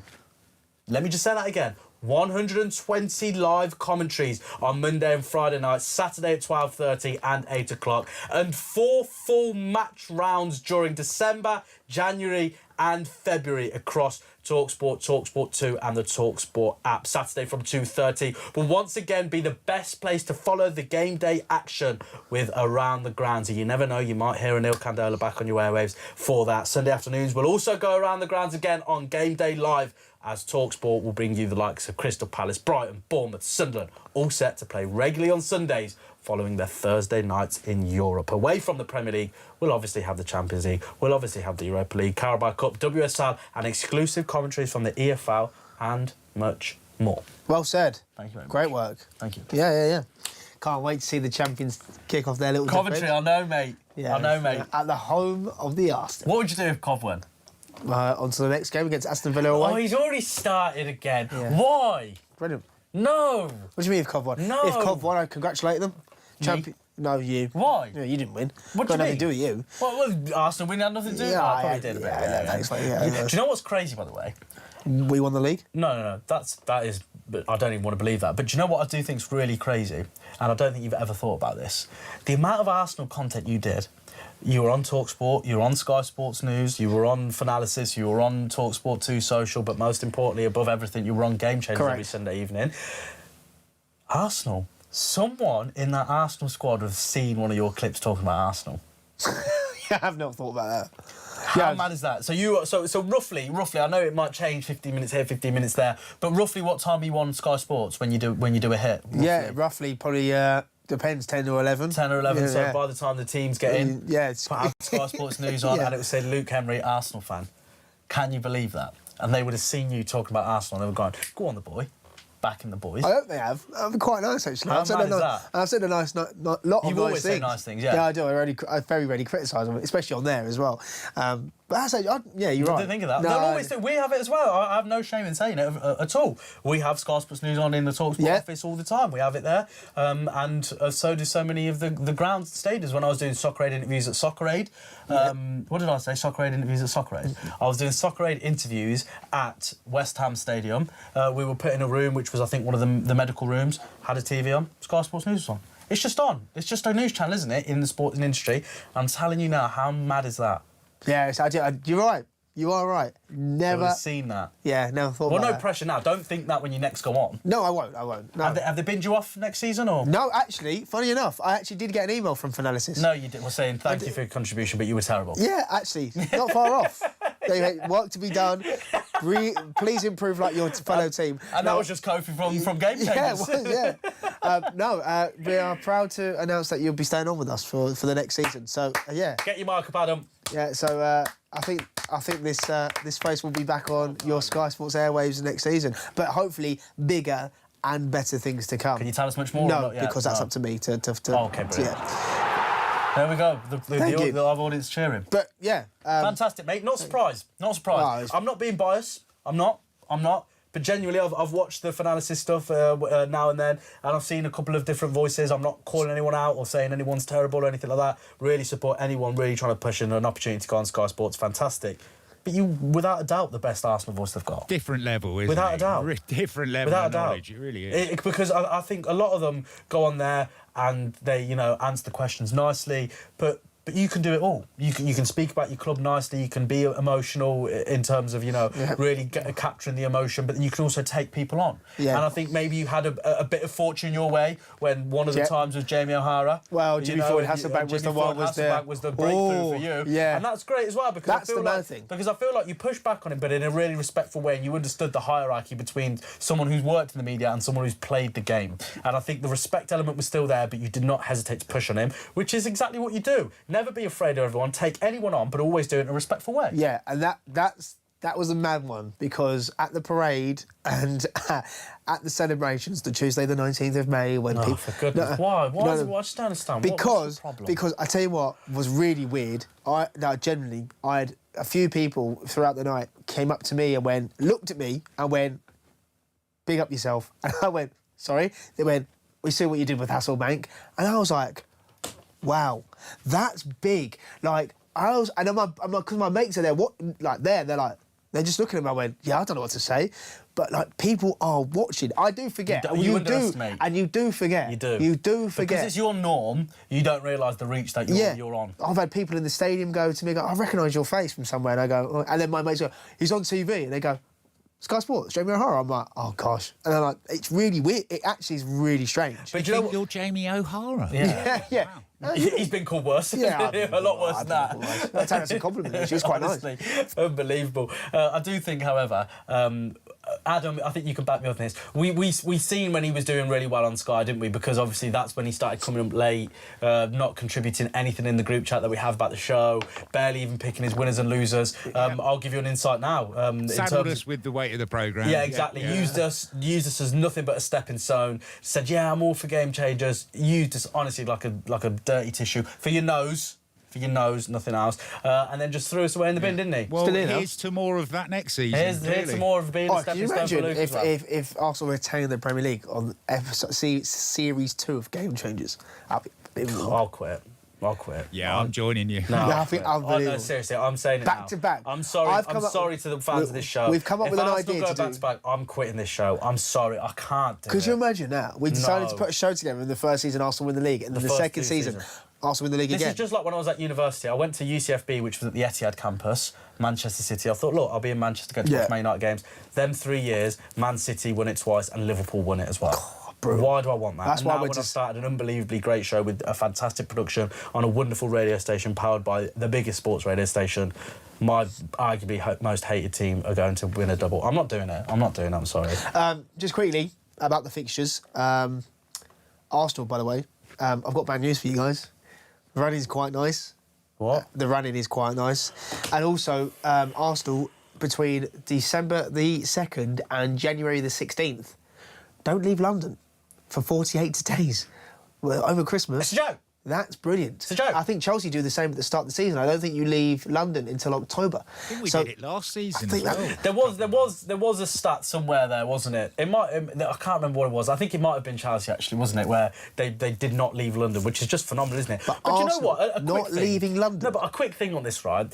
And okay, from a logistic perspective, I can perhaps understand it a little bit, but I just find it so utterly ridiculous when people have problems going, Arsenal have got easy games in the last 5. Look at United start. They've got 10 games against teams who are finishing in the bottom 10. You've got to play everyone home and away. No, mate. You have to play everyone home and away. Just win your games. It doesn't matter if you play a top 5 team 5 games in a row or play them sporadically throughout the course of Christmas. You have to win them. Stop moaning about everything. I don't know, mate. I do like being all the science around it. I do love fixture release day. I'm a proper nerd. I'm getting all the fixtures. I'm putting in when we're playing the Champions League games. I'm working out when the tough runs are, when the tough moments are. 24th of October for Chelsea. Is that? It's since when you leave London? No, that's when we play Spurs at home. No guarantee. Every Chelsea fan looks for that one. Really? Is that the one? So what about you? Don't give me this cocky answer now going last day when we lift it. Well, no. Or I've looked at the fixtures probably about April. That's when I look forward to it. Well, obviously, come on, just give me. No, just look at the first 6. Generally looked at the first. You're ridiculous. You're ridiculous. I looked at the first 6 because off the back of a World Cup. Obviously, you look at where Spurs is. I'm very surprised that Spurs is very late at home. I think it's the 1st of May. 5th of December, North London derby. 5th of December. The only reason why I know that is because my brother's birthday and he messaged me going, oh my God, I'm going to that. 5th of December and then 1st of May is the game at the Emirates, which I think sandwiches between 2 potential Champions League semi-finals, which is a little bit of a concern if that happens. And then I think it's Leeds after that, away, and the run-in. And then I think it's Forest at home, Everton away, and then Brighton, which would see our season end there, which is a favourable run-in. I think the starts are pretty tough. But you talk about things like they've got to play. For example, Sunderland. We play Sunderland, I believe, game week 4, which is the 12th of September, and that's 4 days before their first ever European game. But it would have been really nice to play them the week after their first game in Europe, because that then is... There's always a Yeah. So, but look, Christmas, very nice. Like I said, don't leave London. I think that's, financially for a footballing fan, that's brilliant, because I don't have to spend that much money travelling up and down the country, which is great. And yeah, it's just the players, home comforts, away London derbies, Arsenal good London derbies. And like I said, they do have a favourable run-in. And I think Manchester City is done by January. Liverpool is done by February, which is great. You're just on another level, mate, honestly. Oh, I've worked it all out. I know where we're playing. It's ridiculous, isn't it? United have got a phenomenal run-in. I know. Phenomenal run-in. I tell you what happened, Spurs. That, Do you know what that would last be 5 phenomenal? games is tough. Yeah, I've seen that. Your last games for Man United are Hull City at home, Ipswich away, Palace at home, Coventry away, Bournemouth away, Leeds at home, Spurs away, Fulham at home. That's not a bad run-in. We're going to do it. And sorry, pretty just sure quickly, do you know Arsenal's- how you said how unbelievable would it be if Arsenal win the 2P? It would be fantastic for the benefit of the show. Take your Arsenal hat off if Man United win the league. No, it wouldn't be. It would Why? be great to have a rivalry. Adam. I've said it for so long. Welcome. Yeah. Let's say a rivalry, but Man United win it. No. Come on. For this show, it's fantastic. I would say Chelsea, but obviously. Yeah, I agree. Yeah, actually, now you think of it, Coventry. That'd be a great story. Yeah, Alonso and Arteta Here's a are question friends. for you. I think it'd be Here's great. a question for you, and I'll ask you the same, Adam. Who would I rather win the league out of you two? If you no. If Arsenal, Adam every day, If wouldn't Arsenal, no. Can you just let me ask? If Arsenal, you knew they weren't going to win the league, right? For whatever reason, let's just say they can't win the league, but you can decide who wins the league. Which of the 19 teams would you pick and why? I'd probably pick. Let me have a think. I'll get back to you. Adam? Easy, Bournemouth. That's a bit weird that he knew that straight away. Why Bournemouth? I grew up in Bournemouth. Oh, okay, yeah. Mine would be Coventry. So, Mine would be Coventry. Yeah, but obviously, probably mine would be Forest, I guess. Forest? Yeah, Not but that- Cov? I couldn't care less. What the? I'll get this trophy now and put it where the sun don't shine. Probably going to go down, aren't you? Let's be honest. What the? Dump that. Don't let that go out. What do you mean? It's just how I rate you. It'd be quite funny. That's probably true. Yeah, there you go. Probably true. Nice running. I think play Coventry on April the 8th, I believe, off the top of my head, away at the CBS. Sunderland is the Are first. you going to go? I'll be there. Oh my goodness. What day is 10th. it? What day is that? 10th. Can you find out what day specifically that is? Obviously, it might change, won't it? Because they'll obviously all just say Saturday 3 o'clock. It'll be won't they? Sunday 4:30, I can tell you that for a Oh, fact. mate. I was going to say, why don't we... Huh? I was, Says Saturday the 10th, Yeah. so it'll probably be it will changed. change, won't it? It will change, it will change. But I was going to say, you'll obviously go to that, right? I'll be there, try my best, yeah. Why don't we do a Game Changers? OB. Right? OB, and I'll make sure I'll sort out a box at Cov. So we do the show from in the box? We do a show from the box. If you could pull it off. But you'll So- have to watch the game in the box. Do we have... What do you mean? Oh, sorry, you get free food and free drink for the whole evening. You get a waiter or a waitress sat with you at your beck and call and making sure you've got free food and free drink. You get cheese boards, you get desserts, you get half-time. Oh, I don't get to sit with the Arsenal fans and drink Prime. Is that what you want? I wanna you drink joker? Prime. I don't wanna drink Prime. Unbelievable. I would've had a the cheek, the nerve of it. He's What? just poo-pooed the idea of sitting in a box. I will just saving you the trouble. I'll just meet you in the Adam, box after. fancy it? Go down and meet Lamps after? Happily, There you sounds go. good. You want to meet Frank? Yeah, your mate, I'd love to meet your mate. No, don't live with me. You're not going. Fine, I'll be there anyway. I'll No, you message won't. you. Well, I will be. No, You you got- won't. I'll make sure. Hang on, if we're doing an OB, hasn't someone got to be here in the studio to put it out? This guy. Luke, I'll train him up. Yeah, perfect. You can do Adam's job. Yeah, Well, Adam can do your job, but can you do his job? Probably not. I won't be there. I'll be at the CBS. No, you won't. You're not invited. No, I'll go. Listen, I'll know a few people in Coventry, all right? I know. Some very powerful people, let's put it that way. If you know, you know. I'll make sure you won't step foot in Coventry. All right, it's a bit of a threat. It's a promise. All right, fine. Saves me not going then. Someone described it. Yeah, I know. Yeah, I can't even say that, No. can I, how badly it was described as Coventry. Yeah. But yeah, He's it's, not- it's home. well, It's he's home. probably right now. Unbelievable. Right, speaking of which, should we move on before we get into a bit of trouble? I've come up with a new feature, Luke. Brilliant. Thanks for telling me about the feature. Yeah, I know. I thought of it last night. And it was off the back, actually, of our conversation about how much work you've been putting in, about loads of stuff. And we've got our first goal. And could you believe this? One of Luke Henry's most famous sayings on this show. Would you Adam and Eve it? Why is that, Luke? Because Belgium have conceded against Iran. Wow. 1-0 I didn't see the goal, so you're going to cuss me like I didn't see it. You saw it. Why don't you tell the lovely people? Oh, no, that's just... OK, that's my loser. What? TV cameras. There's no need for that. I love There's that. no need for that. Always turn to a kid There's a crying in the 3-year-old audience. crying his eyes I love out. that. Oh, he might be offside. Oh, he's offside. If Or it's a that fat player Geordie there. crying. That's No, what it is. he I know. might not be offside. It's a great goal. It's very similar, very, very similar to Holland's goal or the Netherlands. The Netherlands goal against Argentina, I think, was it in the semi-final? Weghorst. Weghorst goal, where they've just slipped it through the wall and he was one-on-one and he's just slotted it past the goalkeeper. We could be on for, without a shadow of a doubt, the biggest shock so far in this World Cup, because Iran, after 26 minutes, are leading Belgium. Fantastic. It's Taremi, the former Porto striker, with the goal. Unbelievable. Have you got a problem with that? Pan it over to a beautiful girl in the audience. Have you got a problem with the cameraman now? No? More of the same. No. Thank you very much. Absolutely not. Anyway, sorry about that. We digress. We had our live reporters, Luke and Anil, from the game. But I thought of a new feature. We were talking, weren't we, about how hard you work and stuff like that. And there was a part of me before which thought to myself, why didn't he just say no? He doesn't help himself, does he? Like, you know, just say no to some shifts and to, you know, just to take some time for yourself and to recover and recharge. But then I started to think about it and I thought that what it is it stems from how much you really take pride in your work. And you're worried that the work will not be put in as much love and joy as you put into your work. So I was thinking, OK, right, well, I think there's a real big bit of inspiration in there. So I've come up with this feature. Hear me out. Yeah, I'm hearing. Really creative. By the way, they are just checking to see if this goal stands. VAR, I think he's going to get ruled out for offside. But I think Oh, that's goodness me. It very- has. He's given the sign and he's saying the goal has been disallowed for offside. That's really tight. Oh, that is harsh. But anyway, the feature's called Changing the Game. I don't know how I've come up with that. Right? I'm creative. I Well know. done. It's called Changing the Game. And this is where On Game simply... Changers. Oh, yeah. Well done. Yeah, this is, of course, where we are going to talk about just simple pointers from us two. Maybe Adam can chime in a little bit as well. From people who work in the sports media industry to give you a few pointers. This isn't just necessarily some people, if you're out there who want to get into the media industry, just people who have big dreams trying to chase them and are a little bit hesitant or would look for a bit of advice. We are not saying for 1 second you want to be like us, because look at us, we're on a Sunday night with no girlfriend in sight between Luke and I. But look, we'll throw a few things out there, and even if we can out one person, I think our job's done for the day. So, do you want to go first? Oh, you can go first. Your feature, your idea. I feel like I've talked a lot, though, so I need a No, break. you show the rope. Luke Henry. Thank you very much. So, what do you want me to do, mate?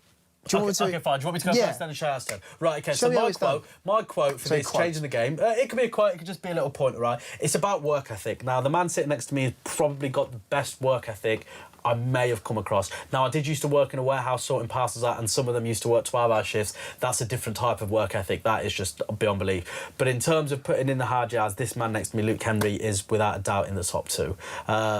Behind you. Yeah, exactly. Yeah, I knew but that was my quote this week is very simple. If you want to shop without looking at the price tag, you need to work without looking at the clock. Now, I understand so much, and we're both unfortunate. Well, not unfortunate, but this is just the way things have gone for us. We've put so much work in, and we've got so much ambition. We're really yet to reach the pinnacle of what we want to do. But you have to put the work in, no matter what it is, no matter what dream you have, whatever goal you've got, whatever job you have. If you want to climb the ladder and make a significant splash in whatever capacity you want, you've got to put a lot of work in. You've got to work hard and sometimes long hours. Let's not even speak about long hours, because Luke Henry's body clock is unbelievably ridiculous right now because of how many hours he's put in. And if there's one person in the TalkSport office that has nothing to prove, it's Luke Henry. But he knows one way or another this will come back to him, whether it's experience, whether it's good karma, whether it's anything like that. One day it will come back to him, and that's why you just need to always put in as much effort as you can, work hard and really go for it. The championship rounds are always the ones where you're down and out, but you never give up, put in as much work as you can, and you never know, the dreams might come true. Very kind. Thanks, mate. No problem. I see how you do it now. Yeah, yeah. So you do a little quote. It's a little, yeah. And then you basically talk about... shimmy, shimmy, yeah, shimmy, Yeah. shimmy, yeah. Shimmy, shimmy, yeah, shimmy, yeah. Well... Yeah, I'm sitting with the man in the mirror. Shy MJ, man. All I've been doing is listening to Michael Jackson. I could tell. It's Billie Jean, not my love. What, Michael Jackson with a cold? But it's just so good. Do you know the Billie Jean? He's so good.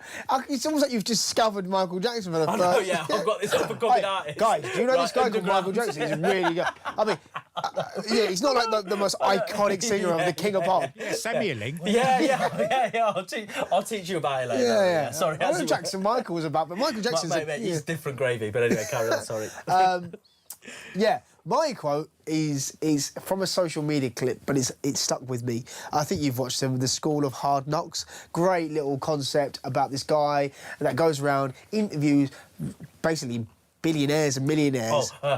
Excuse me, how did you become a millionaire? Yeah, it's great. I got 25 million followers on Instagram and I just want to see how did you get it. When did you make the first million? Can I interview you for 30 seconds for the next generation they're coming up? And they go, yeah, sure, of course. And Hey, then he I asks, know you. Yeah, I know you.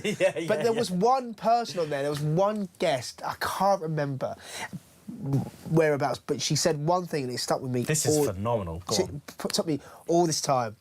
Procrastination is the assassination of all destinations. In other words, stop saying you're going to do something and stop telling yourself you're going to do something. Go and try and do it. Go and do it. Whether that's picking up the phone or sending an email or making a call. I'm not saying like, oh, we're going to be a presenter and then tomorrow you're going to go and work. That's not how it works.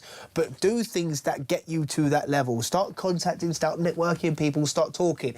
And if, you know, like my mum says, not now, because I don't actually have time, but when I used to be on the PlayStation or when I used to watch TV, she used to say, oh, you've wasted an hour. Yeah, you might be, you've wasted an hour by being on the TV, by playing. Phenomenal parenting without you realising. You've wasted an hour there. That's strong. Yeah. You can do whatever you want because you don't have to do anything. But you know, you could have picked up the phone. You could have sent an email. You could have done. So fulfil your hours. Don't procrastinate. Make time because there's only 24 hours in a day, and you know. But you have to wait for people to come back to you. So you might be waiting weeks. You might be waiting months. You might be waiting years. But if you keep you know knocking on the door. The door will open, and I think you're a case in point. I don't think you procrastinate. You do stuff. You've gone out there. You can't swear on this show, but you know the saying: get done, and you've done it. Yeah. And poo. Yeah, exactly. Get poo done, and you've done it. And now you're mates. Just doesn't have the same gravitas as it get poo done. And now you're mates with Ryan and Frank, and you're chilling with them, and that's because of your own back. You know. Yeah. So yeah. Procrastination is the assassination of all destinations. If you want to shop without looking at the price tag, you want to work without looking at the clock. Adam Bradley, final thoughts before we move on? Yeah, very nice. I just wanted to add a quote about how wonderful it is that nobody need wait a single moment before starting to improve the world. Which basically, the amount of time wasted procrastinating, thinking about doing something. If you're thinking about it, you're not doing it. Just do it. And you'll get stuff done. And it's this, and I don't want it to come across really condescending or patronising. It's not. We just want to, maybe if you're listening out there and you might just need to hear this. Like I said, our job's done. But sorry, I'm holding my my microphone in my hand like it's a phone. But yeah, go on. If it is the industry, the media industry that they do want to work in, one thing I would say is now is the time because it's so good because.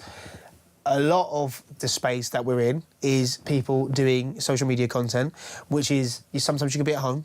You know, you don't have to have the fancy studio or the equipment. Yeah, 100%. You can pick up the phone, put your phone out, find something you want to talk about, make sure it's creative, have a bit of niche. Like, for example, football is such a saturated market, so why would you want to stand out, even if it's something very everyday or maybe something conversational? But you can do it, and you just have to wait for these things to grow. And when you start doing them, then you know the numbers, and then one video might get a few views, and then you've got your sort of your USP sort of thing, and then you can work and you can branch out. Yeah. But it's not like it can be done. Absolutely. If you want it to be done. It's an old saying, isn't it, of climbing cringe mountain. Obviously, everyone at the bottom of the mountain, we're going to say, oh, why are you going to do that? That's cringy. Why are you going to do this? Why are you going to do that? Do it. Once you reach the summit, they're all going to applaud you and say they always believe in you. You're not when doing you it for think of anyone else, something's doing it for yourself. difficult, remember, you can do difficult things. Yeah.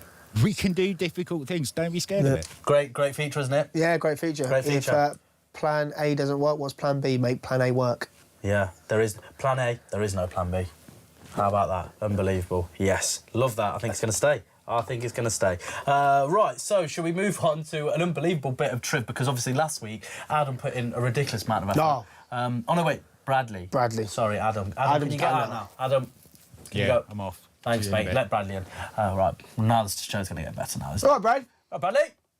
How you doing, lads? You all right? Yeah, all good, mate. How you getting on? Yeah, I'm all right. You good? So I was just saying, obviously, before Adam rudely tried to carry on, Bradley, you obviously put an unbelievable trivia together, didn't you, last week? We didn't have enough time to give it We didn't. There were space, 30 questions, so I think it might even last us throughout the whole World Cup. Oh, that would be amazing. Right then, Bradley, just remind the listeners and the viewers live on YouTube, www.youtube.com/colourfultv. WR3. WR3.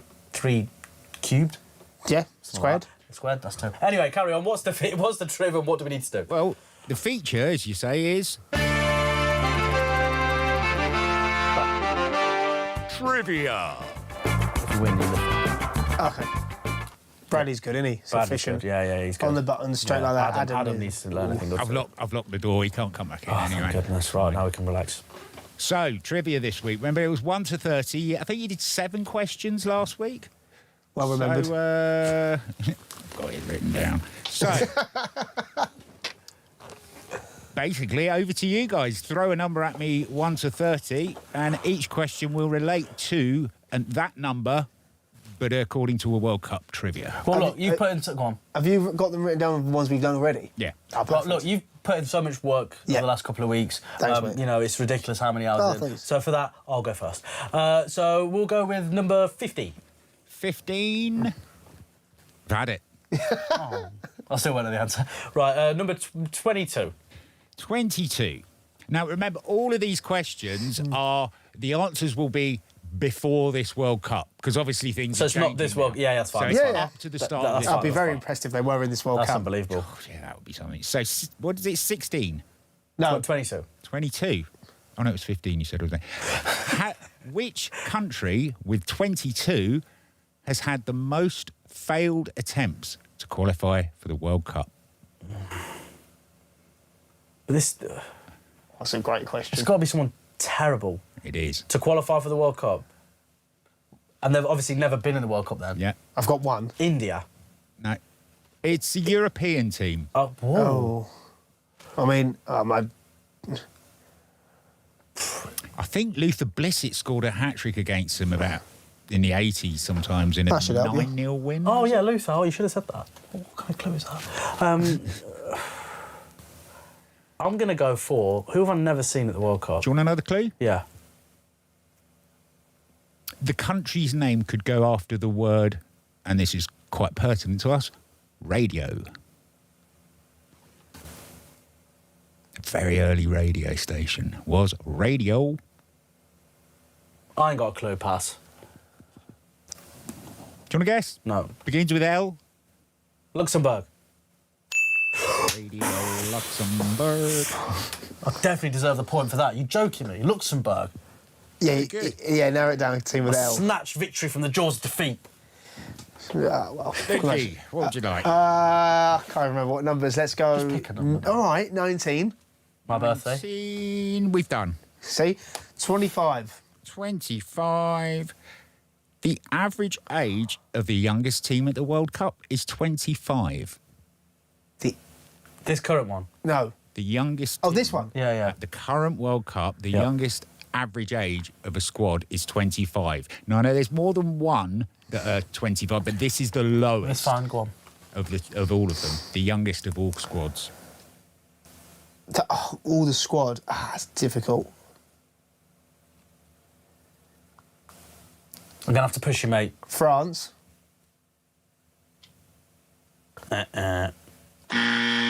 Brilliant. Young squad. You want a clue? Yeah, please. My young player to watch plays for them. If you remember last week. That's a good clue. Come on. What have you got? Oh! Ivory Coast. Very good. Whatever. Right, go on. And I think USA also 25, but slightly older. Okay. Neil. 9. 9. Here we go. Why is he laughing? That's never a good indication. Look, as I said, some are easier than This is others. ridiculous. You've had a stinker here. 9. The biggest win to nil in the World Cup is 9-0. 2 teams have won 9-0 at the World Cup. And I'll straight away give you a clue. Neither have won it. Well, that's helpful. Oh yeah, that boils down to in their 80 time, countries. both wonderful footballing nations. One of them, there's another clue. One of them has appeared in 2 finals. Oh gosh, that's great. 2 finals, right? So add the 2, subtract the 1, divided by 4. Obviously, you take away that COVID season. I don't know. Well, there must be one. Is it like a household name in football, right? They were very much. And they've not won. Very much. And they're not in the World Cup. They've not won the World Cup. They're at one point probably the greatest team in the world. And you don't know. In fact, they were magnificent. Dutch? First team ever to beat England, and they battered England 7-4. Czechoslovakia. The right area. The magnificent Magyars. Don't know. Ferenc Puskás. Kokshish. Romania? I don't know. What is it? Hungary. Hungary. I'm hungry. Hungary. And the other team are now not a team. They've obviously split up into different nations and were a wonderful, wonderful team in the 90s and 80s. Not Stojkovic, was it? Yeah, Dragan Stojkovic, I think, played What for a them. player he was. Stojkovic. What a name as well. Anyway, should we move on? Was that Come on. Come on. Begins with Y. Yugoslavia? I said that. Yugoslavia. Okay. I don't even know. Let's go with number. I'm trying to work out the ones we have. Let's go number 4. Number 4. Like this one. 4 nations are making their World Cup debut. Who are they? Curacao. Cape Verde.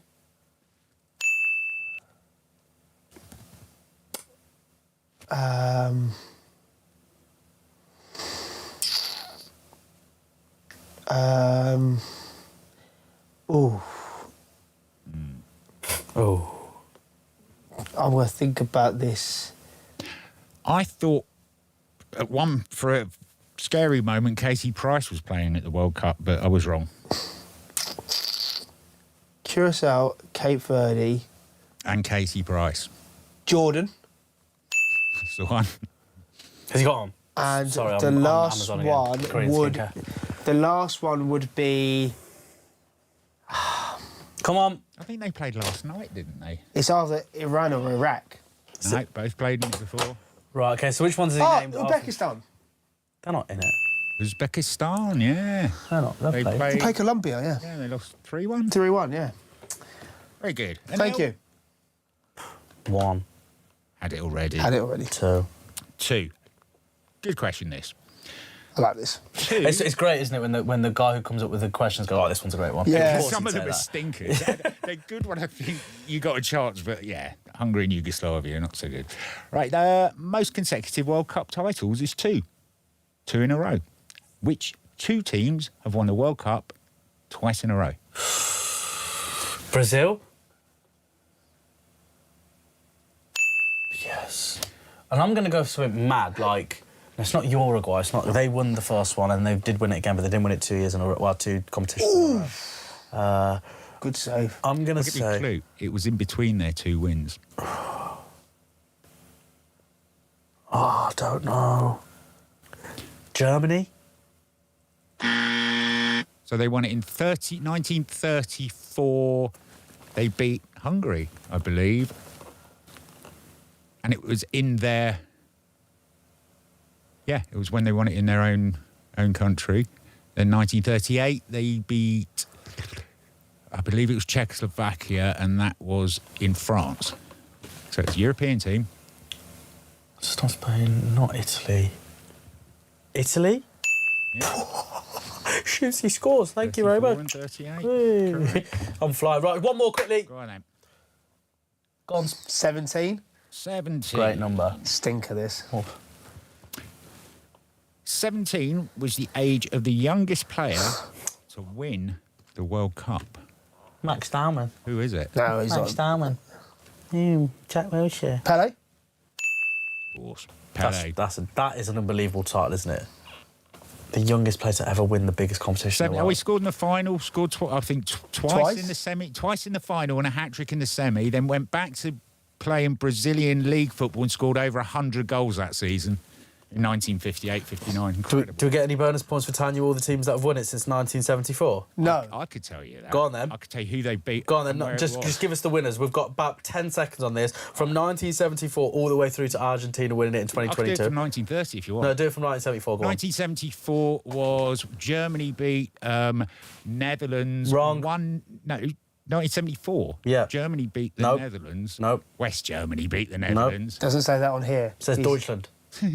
So, In Deutschland, Oh, hold on. and they beat them 1-0. 1978 Oh, yeah. was Argentina beat the Netherlands 1-0. Goal Mario Kempes. That was in Argentina. come on, how many have you got? 82 was Spain. No. Was in Spain. Oh. Italy beat West Germany 3-1. yeah. Altobelli, Conti, and Marco Tardelli scored for We Italy. don't have that information, so we don't know if you're right or not. We've only got the winners. 86 was Argentina beat Germany. 90, Germany beat Argentina. 94, Brazil beat... No. Yep. Brazil beat Italy. 98, France beat Brazil. 2002, Oh, that was... Oh. Was that no, it wasn't Brazil, was it? Well, it was Brazil, wasn't it? They... it's the iconic double. Ah, right. R9. So that was 2002. Keep going, 2006 would have been Italy beat France. Yep, Zidane headbutt. 2010 was... Oh, what was that? That was Spain. Yeah. Spain, Netherlands 1-0. South Africa 2014. Oh, this is where I get... The more recent, Yeah. the worse I am. 2014 would have been... it wasn't France, was it? No. No, France was 2018. Yep, wasn't come it? on. And that was against Croatia. 2014 was it Germany again? It was. It was, wasn't it? And then finally, And then, of course, it was Argentina, France. unbelievable. That is ball knowledge personified. Fantastic. But unfortunately, you've got to get lost now, Bradley. That's fair enough. Go away. I've had enough anyway. Go See you away. later, guys. Go away. Do one, mate, because we've got a real star coming in. I like that. We've got a real It's star. great, isn't it? real star coming in now. Wait, This man. We have got a real good star coming in. Yeah, we have. Yeah, we just got open talks with Morgan Rogers, and he'll be for goodness an sake. Arsenal player in the next few weeks. No, not him, not Arsenal, for goodness sake. This, of course, is Track of the Week, and this man is joining us. DJ Bradders in the house. In my father's house, we were poor but rich in love. No TV, but good times Can't hear you, there mate. were plenty of. Can't hear you. Is that a bit loud for you? Yeah, we couldn't hear you at all. I'm not What we had, and we Can you hear him? I'm just listening to music right now. No, I can't even hear him. Bring the music down. in my DJ Bradders, we've booked you to come on the show. Yeah, man. He's here, I can He's hear here. him. What are you saying, DJ Bradders? You all good, mate? Yeah, all good. Yeah, I've been working on my tune. Yeah, how's it going? You got anything for us? You updated it since last week? But yeah, I have updated it because I had to listen back to the show last week and it was rubbish, wasn't it? No. Have you got an update? It was rubbish. So yeah, I've been working on it all week, and yeah, I think we've got some proper bass in there now. Go on then. This doesn't sound good. He's had a bad week, hasn't he, DJ Bradders? What Long have you got week. for us, mate? He's been like touring worldwide, I I reckon. know, he's knackered, isn't he? Yeah, I'll tell you, it's my crew, man. They've been running me ragged. I'm just trying to play my tunes, and they just want to party all the time. You know, it's like, what can you do? I didn't know you were part of his crew. It's not me. Oh, that's definitely not me. Definitely not me. Anyway, Here we go. let's have a listen to the tune, man. I'll tell you, this is some proper beats now. Go on then. He's playing off his phone. Yeah, because you can't. These things can't go out. We get exclusives, bruv.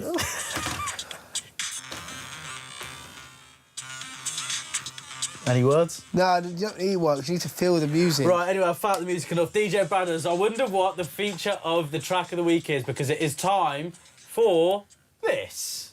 Track of the week. my father's house. We DJ were Bradders, poor. what is the feature? I wonder what it is for the Track of the Week this week. It's Father's Day, which is my dad's from the Emerald Isle, so it's a song from my dad. Brian Bradders. Brian Bradders. Try and work out the song. Bradders Senior. No, it's a song by a folk band, The Furies. Nice. Wow, phenomenal. Right, Anyway, enough of that. Yeah, enough of that. So, of course, the track of the week, especially this week, is, of course, all inspired by Father's Day. Yeah. Shall I go first or do you want to go first? You go first. I'll go first. Right, so it's very simple. We've got to pick something in association with Father's Day, anything that reminds us of our fathers, respectively, anything that's associated. So I'm going to play this. Tell everybody, yeah, you can tell everybody, go ahead and tell everybody. Here we go. I'm the man, I'm the man, I'm the man. Yes, you are. Yes, I am. Yes, I am. Yes, I am. Oh, yeah. He's the man. He's the man. He's the man. I believe every lie. Unbelievable. The reason why I've picked I'm the Man for Father's Day is because my dad is the man. I'm not joking. He's led by example, and I think it's always so fascinating. I've always wanted to speak about this, right? The concept between a father and a son relationship. Now, call me traditional, call me old school, but I always think children should always have an element if they're lucky enough to have their fathers in their life. And I didn't learn this until later life. But I think a child should always have an element of fear from their father in terms of, if I'm really naughty at school, I can get away with it. If I'm really naughty in front of like my uncles or my cousins, I'll get away with it. But I know if my dad finds out, I've had it, right? He's going to really turn me off. And I always had that. My mum's classic line if I was misbehaving too much was, it's fine, carry on, I'm going to tell your dad when he gets back. And I think it transitioned. I know it sounds really strange, but for my experience, I don't think I ever felt the father-son like traditional relationship. It was always really scared of my dad, and then when I got to a certain age when you realise how much the dad does for you, you just become friends, don't you? Like, it's not like I was never someone who, you know, oh, how's your day been? Or anything like that. It's always, you know, just lead by example. The man worked 3 jobs at one point just to put a roof over our heads. He used to go out on a Sunday night when we used to get takeaway every Sunday. He used to have his takeaway and then go, right, I'm going to work out, or I'm going to go work all night, then start my next job in the morning after. You know, of course you want your parents around, but you don't really realise until you're older the sacrifice that they put just to make sure you've got a nice home, clothes on your back and food to eat every day. So it took me a bit of time, I'm not going to lie. You know, I always thought that when I was a kid, my dad's just really horrible to me. But when you get older, when you realise what the man actually does for the household, to be able for you to have the life that you do, I'm very fortunate, I'm very lucky, very blessed. We don't have to have the worries that so many people do out there of, is the heating going to be on? You know, are we going to have 3 meals today? Am I going to have clean clothes to go to school with? I'm so fortunate, of course, with the help of my mother as well, who's worked ridiculously as well, and it would be unfair not to mention my sister. But today is the Father's Day, and I can't thank my father enough. He's done absolutely everything he can to give me the life that I have got right now, and I'm saying it now. I hope it doesn't come to bite me one day, but I promise you, all will be returned in big interest when I reach my dream. So thank you, Father Pete. Father Pete. Yeah, shout out Pete. Shout out Pete. He's the boy, man. He raised the good one. He's the guy. He's the guy. Go on, your turn, of course, Father's Day. What have you got? Funny enough. Nice work there, DJ yeah. Brad. Just cut the music. Off you go, Luke Henry. Very, very funny, because I think we have kind of the same upbringing. Really? Yeah. I was just laughing during that because exactly the same. I don't want to tell your dad you're in trouble. You better not let your dad find out. Mum, yes. Dad, you're in trouble. Yeah. But my dad was exactly the same. He worked very, very, very hard. He worked 4 a.m. in the morning, 14 hours. I didn't see him. Yeah. He got to 4 years old and he was like, listen, I've got to come off weekends because I need to spend time with my boy. And funny enough, we were talking about that. He used to drive me to football training. I used to play 4 times a week. And then when he wasn't driving me to football, he was driving me to dance and drama classes on the weekend. So he was literally my taxi. And funny enough... Chauffeur, give him a better title. He was known as Taxi Dad. Oh, and funny enough, you've all talked about the Soul Train. Music's been such a powerful thing for me from a young age. So these 2 songs are the reason why I've played them, because I've put them together because I couldn't pick. But these go down. It was funny enough, we were literally talking about this today. So Change are a soul band, and they are going on tour next year to do 1 night next year in the O2O Indigo. Okay. And it was funny because we were talking about that, and I said to Mum, I said, I've got to go. And I went, that brings back memories. I went, that brings back memories of the Ford Mondeo, because Dad used to drive me around in the car in the Ford Mondeo, and that's where music brings you back to memories. So, without further ado, let's listen to the tracks. Right,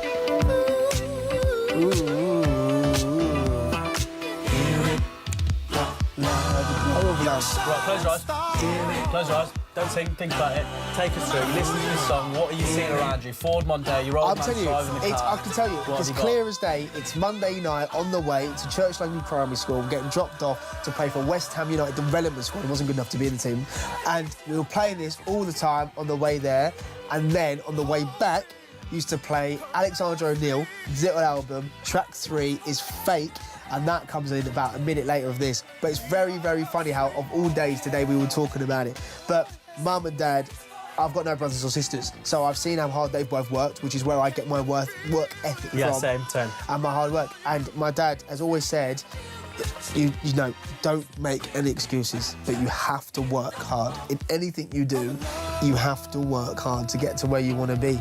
And that's what's carried me. And I've seen it. You know, I've literally seen it. You know, my dad is a chef. He worked for a very respectable hotel trade. He worked for Arsenal. He used to cook for Arsenal. He used to cook at Wembley. He used to cook for England. And it used to take him to different places, you know. We'll get him at the box at Coventry. Yeah. He can cook up the food for you us.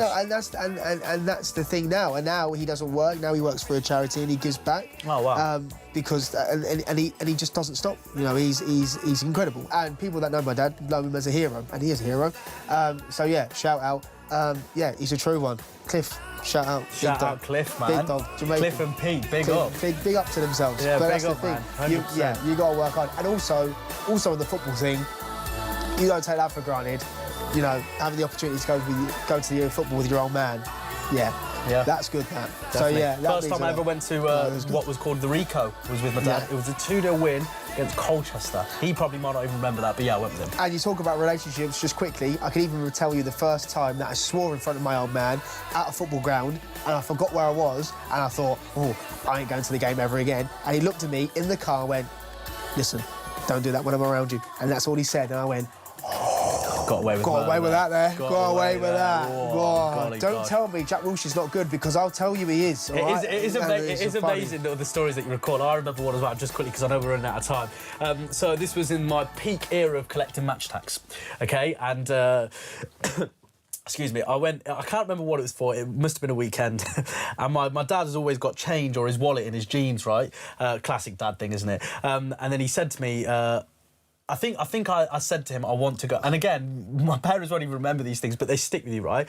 I went upstairs and I said, right, can I get 50, I think it was 50p for some match tax? And then I think my mum and dad went, yeah, go on, go into your dad's jeans and go in the pocket, get 50p out. There was actually two 50p's. So I went, oh, OK, I'll take both of them. That's 2 packets of match tax, right? I thought, get in there. Went to the shop, obviously bought 2, and then got back later that day, and I was showing my mum and dad the cards that I've got. Oh, look at these cards I've got. And they were like, well, how many are in a packet, mate? And I went, well, you know, 10. So why have you got 20? And I went, oh, I remember the excuse I used. I went, at school, there's a vending machine and someone left 50p in the little change bit, and I got that, and he went, yeah, all right, just do me a favour quickly, go get all your cards and give them to me, you ain't having them. Yeah, all of my cards gone, and since that moment, as far as I know, I've never stole. Valuable life lessons. I'll get you an even better one. Go on, quickly, but I want to hear this. Very quickly. This is unbelievable. I must have been about 15, right? 15, right? Same height. Yeah, exactly the same height. That was unnecessary, sorry. Lakeside Shopping Centre, right? Here we go. Caught my dad on a good day. I went, oh, can I get a pair of trainers? Absolutely no problem. Mum was like, oh my God. He went, yeah, you can have whatever you want. I'll buy it. Unreal, that feeling, innit? I remember my dad used to drive past McDonald's and go, do you want one? You went, yeah, you go, fine. It's mad feeling, that, isn't it? Went into JD, picked up the Air Maxes. I tried them on. Here we go. No problem. Yeah. Went, fine. Mum was there. Went, wow, he's really got me on a good day. Like, yeah, fine. He can have whatever he wants. Went up to the till, literally went up to the till and went, oh, I've got my pair of white Air Maxes. She went, yeah, behind the till. She scanned them and went, that'll be £115 to pay. I turned around to my dad. I went, £115. He went, I said you can have them. I didn't say I'll pay for them. How are you going to pay for them? And I went, I can't afford them. He went, well, you're going to have to tell the lady to put them back because you can't afford them. At 15 in the middle of Lakeside Shopping Centre, Wow. my mum went ballistic. He went, no, I haven't embarrassed him. Proper dad. He needs to learn. I asked him, he went, can I have some shoes? I said, yeah. Not once did I say I pay for them. Never stuck with me. So always carry money in your back pocket. What am I going in your back pocket? Nothing now. Unbelievable. Right, There you shout go. out Happy Father's Day. Unbelievable, isn't it? We'll run out of time, I can't believe it. But yes, Happy Father's Day. And just a quick mention as well, of course, Father's Day can sometimes be a difficult day for people who have lost their fathers for whatever reason. So our thoughts and prayers are always with you guys as well. And a massive Happy Father's Day to anyone who's had that fatherly impact. It doesn't actually have to be your own blood dad. But thank you so much. Up next on Colourful Radio is the Fresh Music Hour. So don't go anywhere. But from us, good night, and we'll see you next week. I'm Anil, he's Luke. Adios.